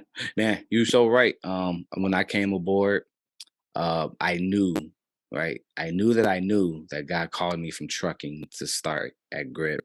And I was like, well, I was happy. I was content. I didn't have no issues with trucking. I was like, I'm gonna be doing trucking, and I started a trucking business. I felt like I was gonna be in trucking forever. But I had a desire to be part of something that was bigger than me, something that was meaningful and purposeful, something that was fulfilling. And you know, I couldn't do that with trucking, because trucking takes up so much of your time. But And yeah, but when I going there, I was like, man, I had never worked in any type of corporate setting. I went from retail to warehouse to trucking. So I've never had to deal with, like, um just a corporate type of setting, and then being in front of a computer and having to manage all these different type of people. So I was just like, okay, this is brand new. But it was like you said, it's growth. Like, I know now, like, months in, that God has me here for a reason, but and that He's called me here because I'm learning things.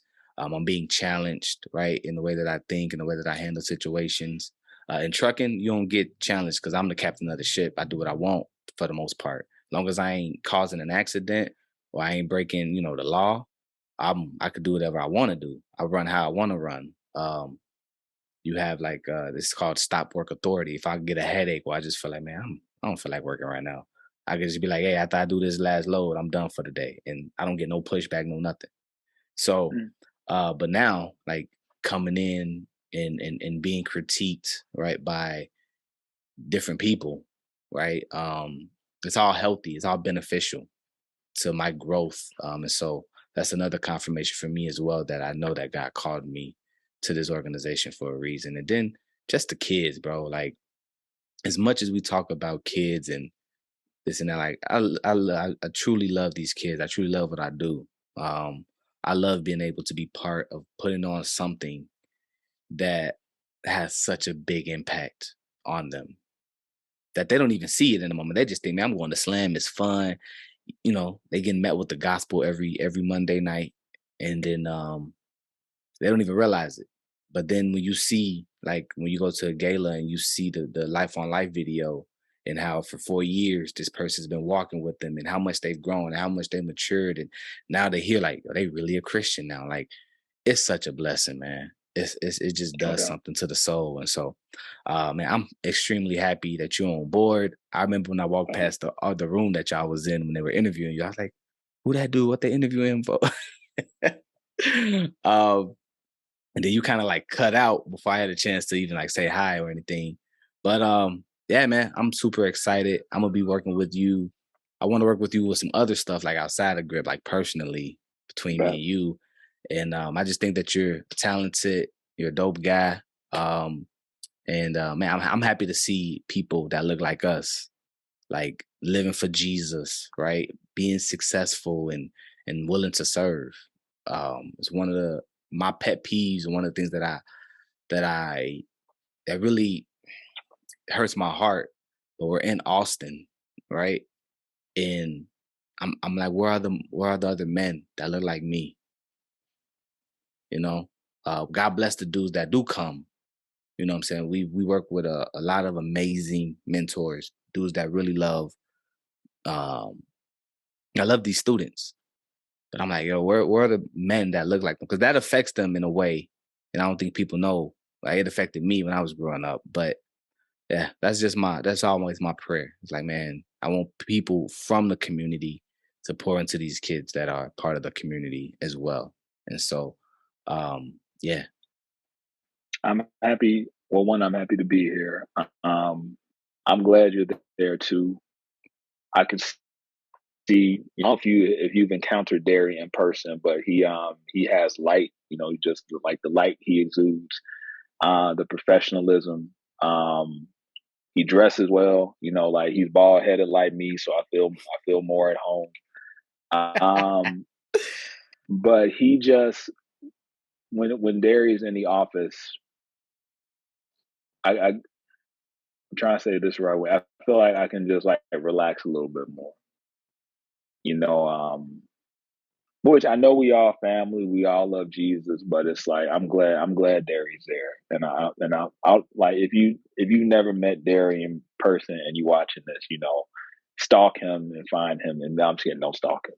But if you have an opportunity to meet him, you'll see what I'm talking about. Because whether you're black or white, he'll make you feel seen. He didn't have to come up to me and ask me about stuff I'm into and stuff I like, but he wanted to make me feel seen. So thank you for that. appreciate you, bro. Appreciate you, man. Okay. Well, appreciate you, Ray. Thank you for coming on here, man. Really appreciate you taking the time. This was a long conversation. It didn't It's feel all that good. long, but I'm looking at the time and I'm like, oh snap. So I know you got some things to do. My family is waiting for me to get our day started. And so appreciate you, man. Love you, bro. Thank you for coming on here and just sharing your gift with the world. Yeah, until the next time, I'll see you on Monday, and No doubt. we'll be doing what we got to do. So You, mi- you have a mind good if I, one. you mind if we close with prayer? You're gonna find that out about me, America. Oh So yeah, absolutely. it's like the Bernie Mac show, America. No, I love to end with prayer, but Father bless. Thank you for this time together. I pray that you would bless the rest of Derry's day, bless the rest of my day, bless anybody who sees this. Father, thank you for being the first person to see us. Derry helps me feel seen. I can help Derry feel seen, but you saw us first. And thank you for bringing us to life. Thank you for thank you for our unique personalities. Thank you for Derry's uniqueness, for his style, for his eclectic nature, and thank you for my uniqueness, my style, and thank you for using that, Father, for your glory. In Jesus' name, Amen. Amen, amen. Appreciate you again, bro, man. And have a good trip. And then I'll see you No when you doubt, get back. no doubt. Love you, man. All right, man. Love you, bro. Peace. Listen, Thank you for watching this video all the way to the end. It was a long one. Shout outs again to my homie Raymond Woods. Thank you for joining me today, man. I really enjoyed the conversation. It was an absolute blessing. If you've enjoyed this conversation, leave a like, subscribe to the channel, and until the next video, Wakanda forever. It's your boy. I'm out. Peace.